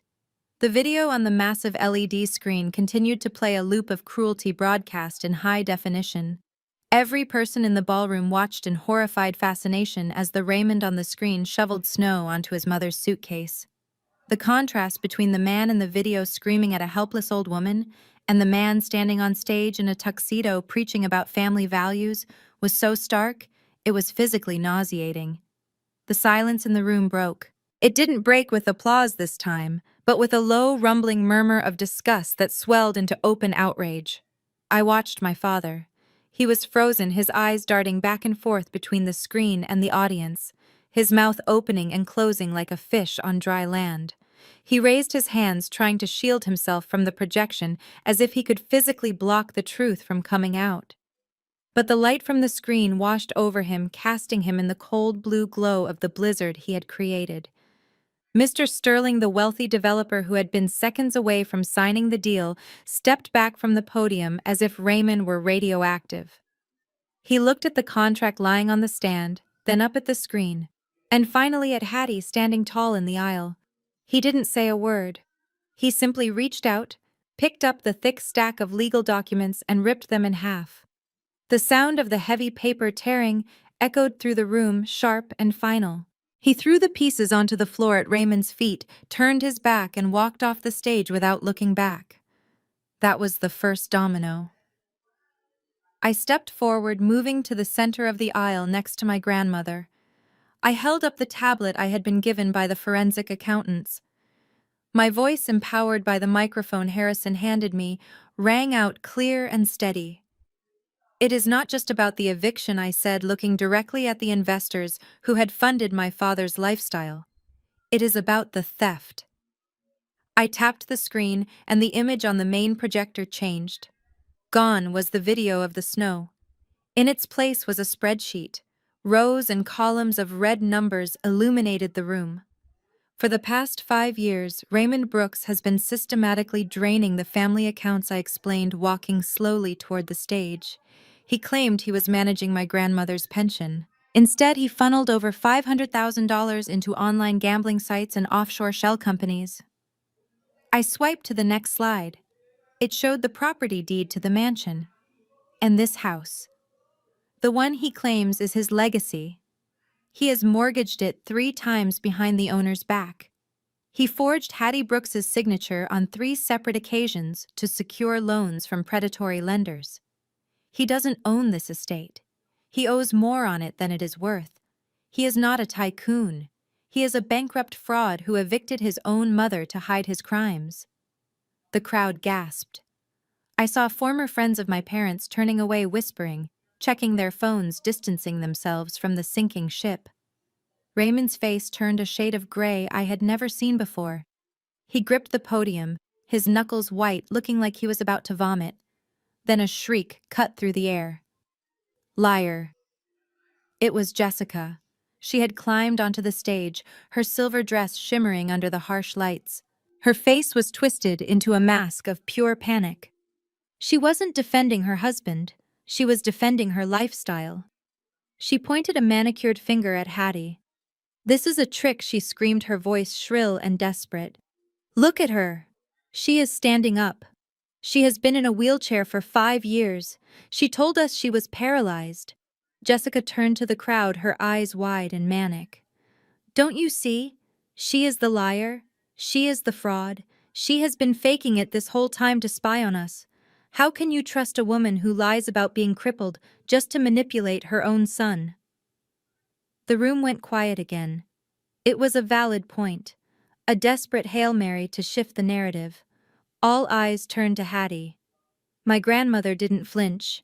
She didn't look at Jessica with anger. She looked at her with pity. She took a step forward, the tap of her cane echoing on the marble. She brought the microphone to her lips. "You are right, Jessica," Hattie said, her voice calm and commanding. "I could have walked years ago, but I stayed in that chair." Do you want to know why Hattie looked at Raymond, then at Trey, and finally back at Jessica? Because when you are standing, people perform for you. They show you their best faces.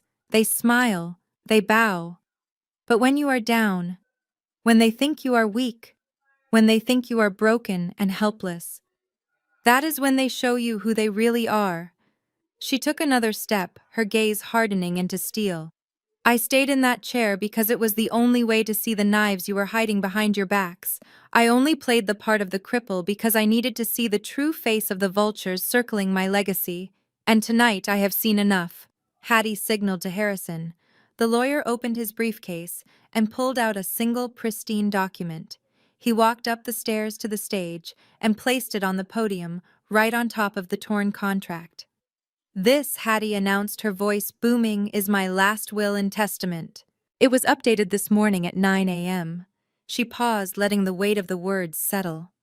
"Previously, my estate was to be divided equally among my descendants.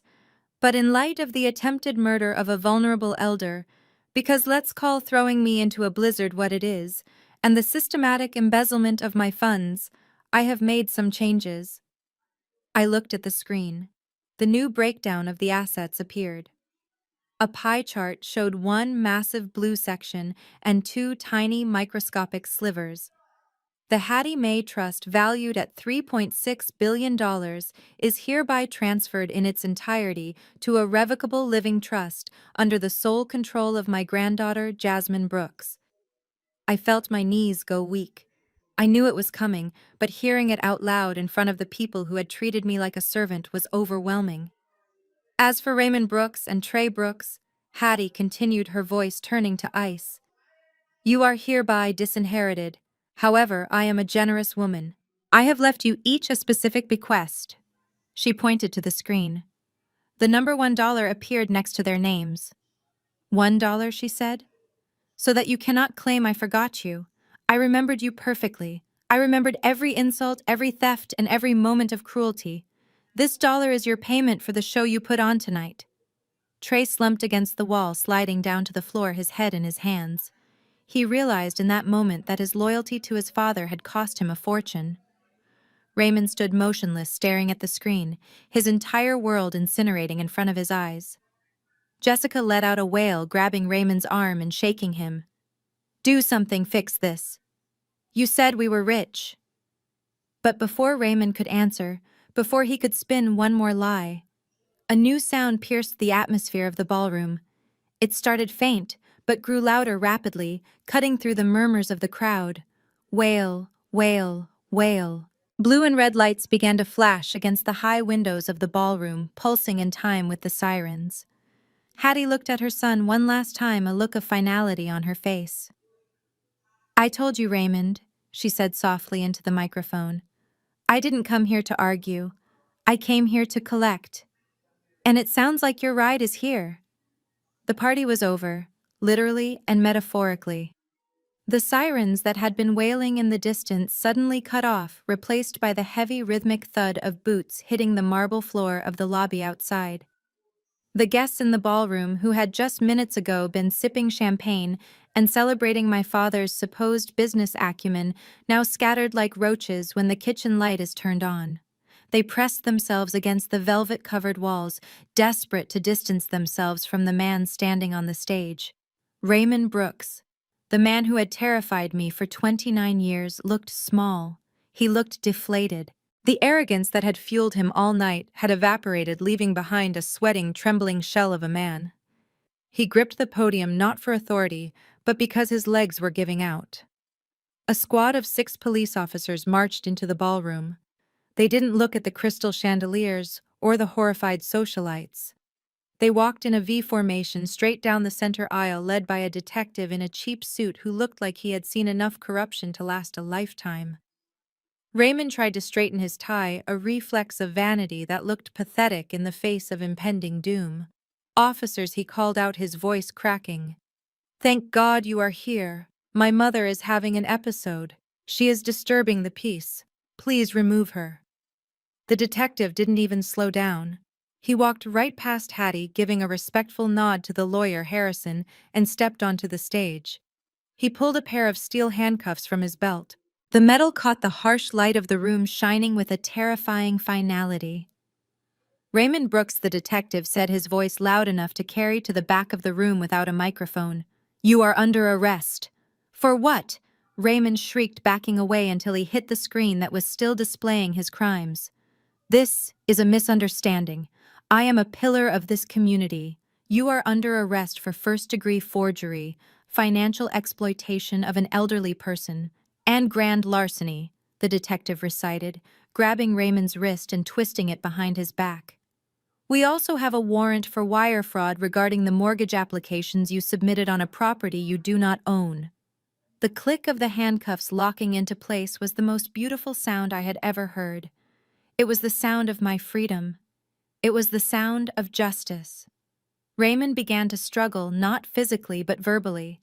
He looked out at the crowd, his eyes wild and bloodshot. He saw his investors shaking their heads. He saw his friends turning their backs. And then he saw Jessica. Jessica was standing at the edge of the stage, freezing, looking for an exit. Raymond's face twisted into a mask of pure, cowardly desperation. He wasn't going to go down alone. He was a narcissist, and narcissists never take the blame. "It wasn't me," Raymond screamed, thrashing against the officer's grip.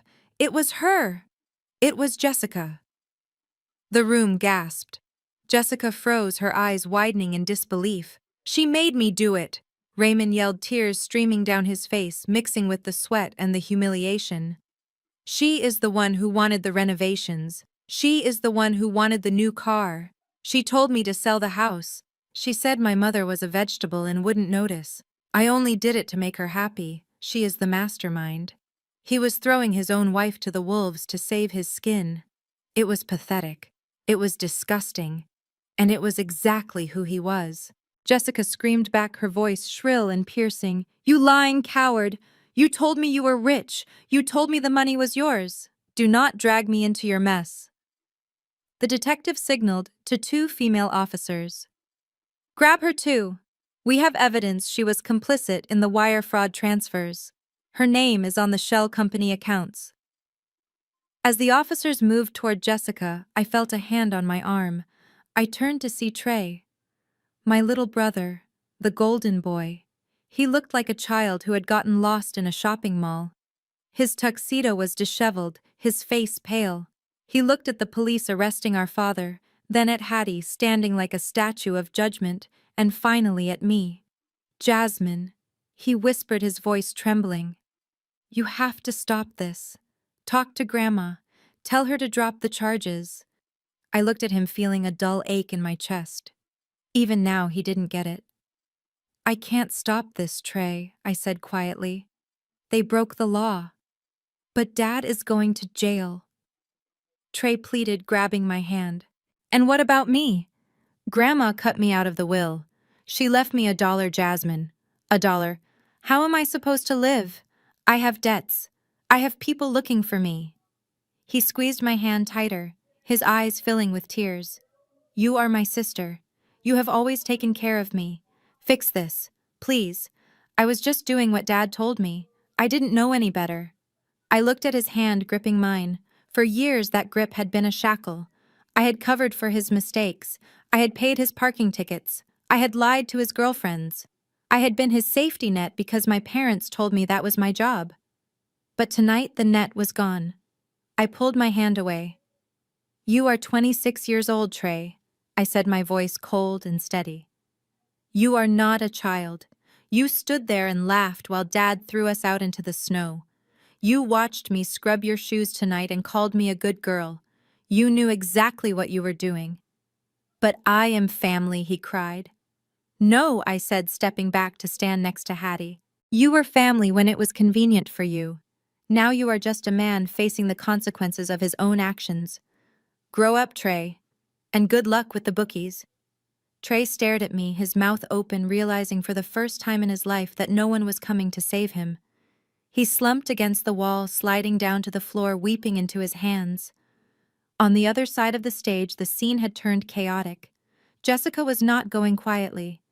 As the female officers grabbed her arms, she began to kick and scream, losing all semblance of the sophisticated socialite she pretended to be. Get your hands off me, she screeched, her silver dress tearing at the shoulder. Do you know who my father is? He will sue this entire department. The officers ignored her threats, dragging her toward the stairs.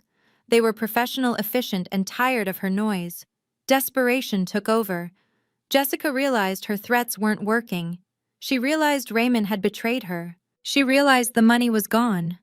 She needed a trump card. She needed something that would make them stop, something that would force them to treat her with caution. She dug her heels into the carpet, fighting with the strength of a cornered animal. Stop! She screamed, her voice hitting a pitch that shattered the remaining tension in the room. You cannot arrest me! You cannot touch me! The officers paused for a fraction of a second, startled by her intensity. I am pregnant! Jessica yelled, throwing her head back, her chest heaving. The entire room went silent. Raymond stopped crying and looked at her. Trey looked up from the floor. Even Hattie raised an eyebrow. I am pregnant with the heir to the Brooks family. Jessica sobbed, collapsing to her knees, playing the victim with everything she had left. If you stress me out, I could lose the baby. You have to let me go. I need a doctor. It was a brilliant move. It was the ultimate shield. Who would drag a pregnant woman to jail? Who would risk harming an unborn child? The detective looked at his officers, hesitating. Procedure dictated caution with pregnant suspects. I watched Jessica on her knees, weeping, cradling her stomach protectively. It looked so real. It sounded so heartbreaking. But then I looked at Hattie. My grandmother wasn't looking at Jessica's stomach. She was looking at Harrison, her lawyer, and on her face there wasn't an ounce of concern. There was only the ghost of a smile. She leaned over to me and whispered 3 words that sent a chill down my spine. Checkmate, my dear. She knew. I didn't know how, but she knew. Jessica had just played her final card, but she had no idea that Hattie had been counting the deck the entire time. The bluff was spectacular, but the fall was going to be lethal. The ballroom was frozen in a tableau of high drama. Jessica was on her knees clutching her stomach, tears streaming down her face as she played the role of the terrified, expectant mother to perfection. The police officers who had been seconds away from dragging her out hesitated. In our society, the claim of pregnancy is a powerful shield, and Jessica knew exactly how to wield it. She looked up at the detective through her eyelashes, her breathing ragged, waiting for the sympathy that always saved her. Raymond, even in handcuffs, looked relieved. He saw a lifeline. If Jessica was pregnant, maybe the courts would be lenient. Maybe they could delay the trial. Maybe there was a future heir to bargain with. But I wasn't looking at Jessica. I was looking at Harrison, who was calmly opening a manila folder he had pulled from his briefcase. He walked over to me and handed me a single sheet of paper. It wasn't a contract. It was a medical record obtained legally through the discovery phase of the forensic audit regarding the misuse of family health insurance funds. I walked toward the edge of the stage, my heels clicking on the hardwood floor. I held the paper up. "Officer," I said, my voice cutting through Jessica's theatrical sobbing. "Before you call a paramedic, you might want to see this." The detective stepped forward and took the paper from my hand. He scanned it, his eyebrows knitting together in confusion. Then his expression hardened. He looked down at Jessica with pure disgust. "What is this?" Jessica snapped, dropping the act for a split second. "It is a medical invoice from the Northwestern Fertility Clinic dated 3 years ago," I stated, addressing the entire room. "It is for a tubal ligation procedure, a voluntary sterilization." I looked at my brother Trey. He was standing near the wall, his face pale. "She isn't pregnant, Trey. She hasn't been able to get pregnant for 3 years. She lied to you to get a ring. She lied to get access to the trust fund. And she is lying now to stay out of jail." The silence that followed was deafening. Jessica stopped crying instantly. The color drained from her face, leaving her looking gray and aged under the harsh lights. Trey stared at his wife. The realization hit him like a physical blow. The son he thought he was protecting, the legacy he had betrayed his own sister for, it was all smoke and mirrors. He let out a sound that was half laugh, half sob. "You lied," Trey whispered, walking toward her. "You told me we were building a family. You made me ask Dad for more money for the nursery. You made me kick Jasmine out." "It doesn't matter," Jessica shrieked, scrambling backward as the female officer grabbed her arm again. "I did it for us. You did it for the money." Trey screamed, his voice breaking. "You are a monster!" The detective had heard enough. "Get her out of here," he ordered. As they dragged Jessica away, kicking and screaming obscenities that made the remaining socialites cover their ears, the detective turned to Raymond. "Mr. Brooks, you have the right to remain silent. I suggest you start using it." They hauled my father off the stage. He didn't look at me. He was staring at the floor, a broken man who had gambled everything on a lie and lost. But we weren't done yet. As the police cars sped away with Raymond and Jessica, Harrison turned his attention to Trey. My brother was still standing there looking lost, waiting for someone to tell him what to do. He looked at Hattie, his eyes filling with hope. "Grandma," he said, stepping forward. I didn't know. You saw that, right? She tricked me too. I am a victim here." Hattie looked at him. She didn't look angry. She looked tired. "You are a victim of your own greed, grandson," she said softly. Harrison stepped in. "Mr.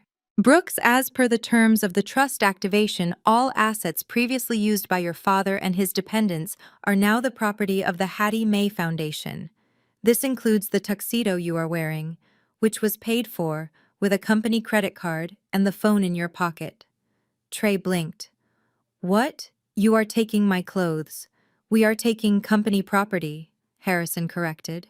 "And since you are no longer an employee or a beneficiary, you are trespassing." I watched as security guards escorted Trey to the cloakroom. They allowed him to keep the tuxedo pants and shirt, but they took the jacket, the watch, and the phone. He looked stripped, vulnerable, and pathetic. 10 minutes later, I stood at the service entrance of the hotel. The blizzard was still raging outside, the wind howling with the same ferocity as it had when my father threw me out. Raymond Jessica, who had been released on her own recognizance pending arraignment but was barred from the house, and Trey were standing on the sidewalk. They were shivering. The warmth of the hotel was behind them, and the cold reality of Chicago was in front of them. They had no car, the Escalades were ours. They had no cash, their accounts were frozen. They had no home, the locks had already been changed. They looked at me. For the first time, I was the one standing in the warmth, and they were the ones in the cold. Jasmine Trey chattered, hugging himself. "Please, I have nowhere to go. It is freezing. Just give me a ride. Just let me sleep on your couch." I looked at them. I remembered the way they laughed when I asked for help. I remembered the sound of the door locking. I reached into my clutch. I didn't pull out a checkbook. I didn't pull out a key. I pulled out 3 slips of paper and a coupon I had found in my purse from the night before. "Here," I said, handing them to Trey. He looked down. In his hand were 3 one-way bus tickets to the other side of town and a coupon for 15% off a night at the Motel 6. "It is a bit of a walk to the bus station," I said, my voice calm. "But if you hurry, you might beat the storm." "You can't do this," Jessica screamed, her mascara running down her face. "We are family." I looked at Hattie, who was watching from the window of the warm, waiting limousine. "No," I said, turning my back on them. "I have a family. You 3 are just people I used to know. Merry Christmas." I signaled the doorman. He closed the heavy steel door, shutting out their protests, shutting out the cold and shutting out the toxicity that had plagued my life for decades. I walked to the limo and climbed in next to Hattie. She patted my hand. "It is done," she said. "It is done," I agreed. We drove away, leaving them standing under the street lamp exactly where they deserved to be. Later that night, I was sitting in the penthouse watching the snow fall over the city. It looked beautiful from up here, safe and warm. My new phone buzzed on the coffee table. I picked it up. The screen displayed a notification from the Cook County Department of Corrections. "Incoming collect call from inmate Raymond Brooks. Press 1 to accept." I stared at the screen. I could imagine him in the holding cell wearing an orange jumpsuit, terrified, finally ready to apologize, finally ready to beg. He probably wanted me to call a lawyer.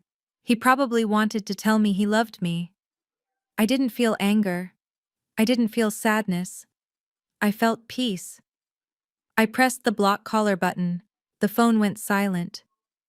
I set it down, took a sip of hot tea, and turned to my grandmother. "Who was it?" Hattie asked, not looking up from her book. "Wrong number." I smiled.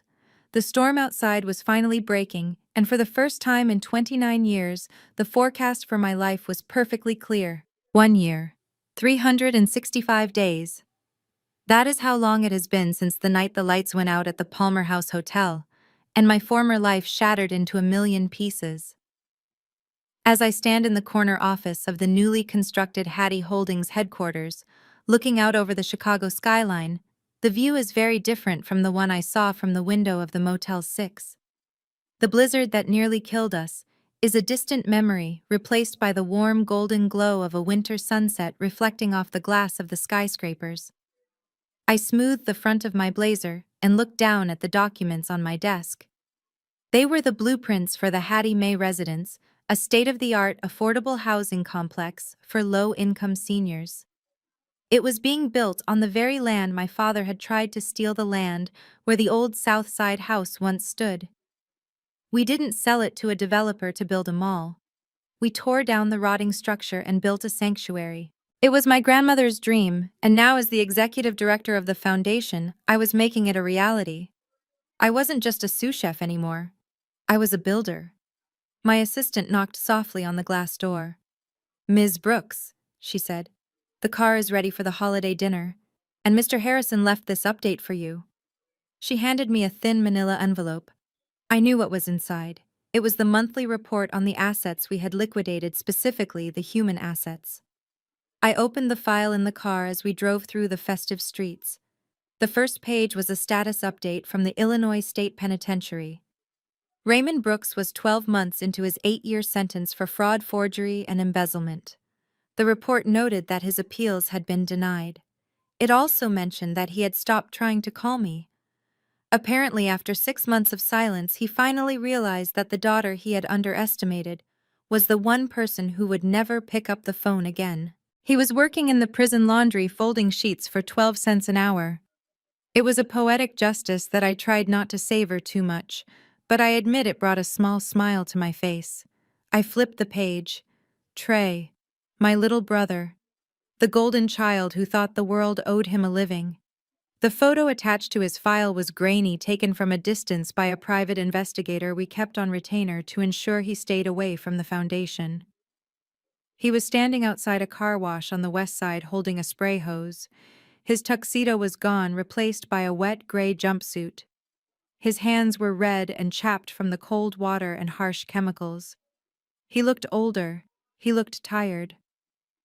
Harrison's notes indicated that Jessica had divorced him the moment the money dried up, leaving him with half of their accumulated debt. He was living in a studio apartment above a garage, learning for the first time in his life what it meant to earn $1. And Jessica. The last page was brief. After the fake pregnancy scandal and the public humiliation at the gala, she had become a social pariah in Chicago. No charity would let her on their board. No country club would renew her membership. She had moved back to her parents' home in Wisconsin, where she was reportedly working as a receptionist at her father's dental practice, far away from the high society life she had clawed so hard to attain. I closed the file and looked out the window. They were gone. The toxicity, the manipulation, the constant need to prove my worth to people who were incapable of loving me, it was all gone. The limousine pulled up to the curb, but it wasn't the curb of the cold, imposing colonial mansion. It was the entrance to a beautiful brownstone in Lincoln Park, the new home I shared with Hattie. I walked inside and the smell hit me instantly. Not the smell of fear or tension, but the smell of roasted sage, cranberry sauce, and expensive red wine. The house was decorated simply, but elegantly, with a real tree standing in the corner, covered in ornaments that Hattie and I had picked out together. In the dining room, the table was set. But there were no place cards. There was no hierarchy. Hattie sat at the head of the table, not in a wheelchair, but in a comfortable armchair. She looked healthy. Her cheeks were pink, her eyes bright with laughter. Sitting around her were not sycophants or fake friends.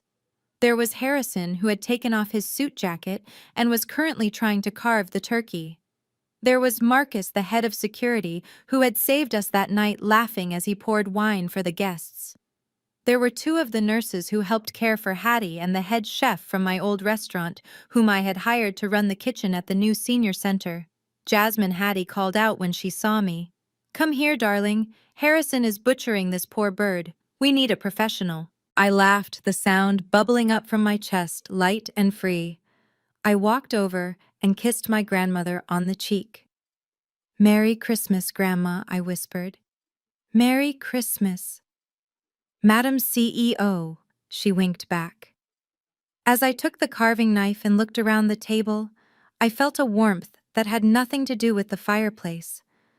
I looked at these people. They didn't share my blood. They didn't have the name Brooks. But they were loyal. They were kind. They were the ones who had stood by us when the world fell apart. We ate, we drank, we told stories. There were no insults disguised as jokes. There was no walking on eggshells. There was just peace. Later that night, after the guests had left and the fire was dying down to embers, Hattie and I sat on the sofa watching the snow fall outside the window. It looked beautiful now, soft and quiet, no longer a threat. "You know," Hattie said, taking a sip of tea, "I lost a son last year." I looked at her, my heart aching slightly. "Do you miss him?" "I miss who I thought he was," she said honestly. "But I gained a daughter. And I gained a legacy that actually means something. I would make that trade again in a heartbeat." She reached out and squeezed my hand, her grip strong and reassuring. "This is what winning looks like, Jasmine. It isn't the money. It isn't the buildings. It is this. Sitting here unafraid. Being loved for who you are, not what you can give. I nodded, resting my head on her shoulder. To the audience watching this, I want you to remember something. I spent 29 years thinking I was worthless because my family treated me that way. I thought I had to earn their love by being a servant in my own home. I was wrong. Family is not DNA. Family is not the name on your birth certificate. Family are the people who hold the umbrella when the rain starts to fall. Family are the people who pull you out of the snowbank when everyone else drives by. Do not ever let anyone define your worth, even if that person is your father or your mother. If you are in a situation where love feels like a transaction, walk away. It will be the hardest thing you ever do, but I promise you on the other side of that door, there is a life waiting for you that is bigger, brighter, and happier than you can imagine. My name is Jasmine Brooks. I was a victim, I was a survivor, and now I am the CEO of my own destiny. Thank you for listening to my story. If this resonated with you, if you have ever had to cut ties to save your soul, please hit the like button and subscribe. Share this with someone who needs to know that they are not alone. Remember, the best revenge is not destroying your enemies. It is living a life so beautiful that they don't even exist in your world anymore.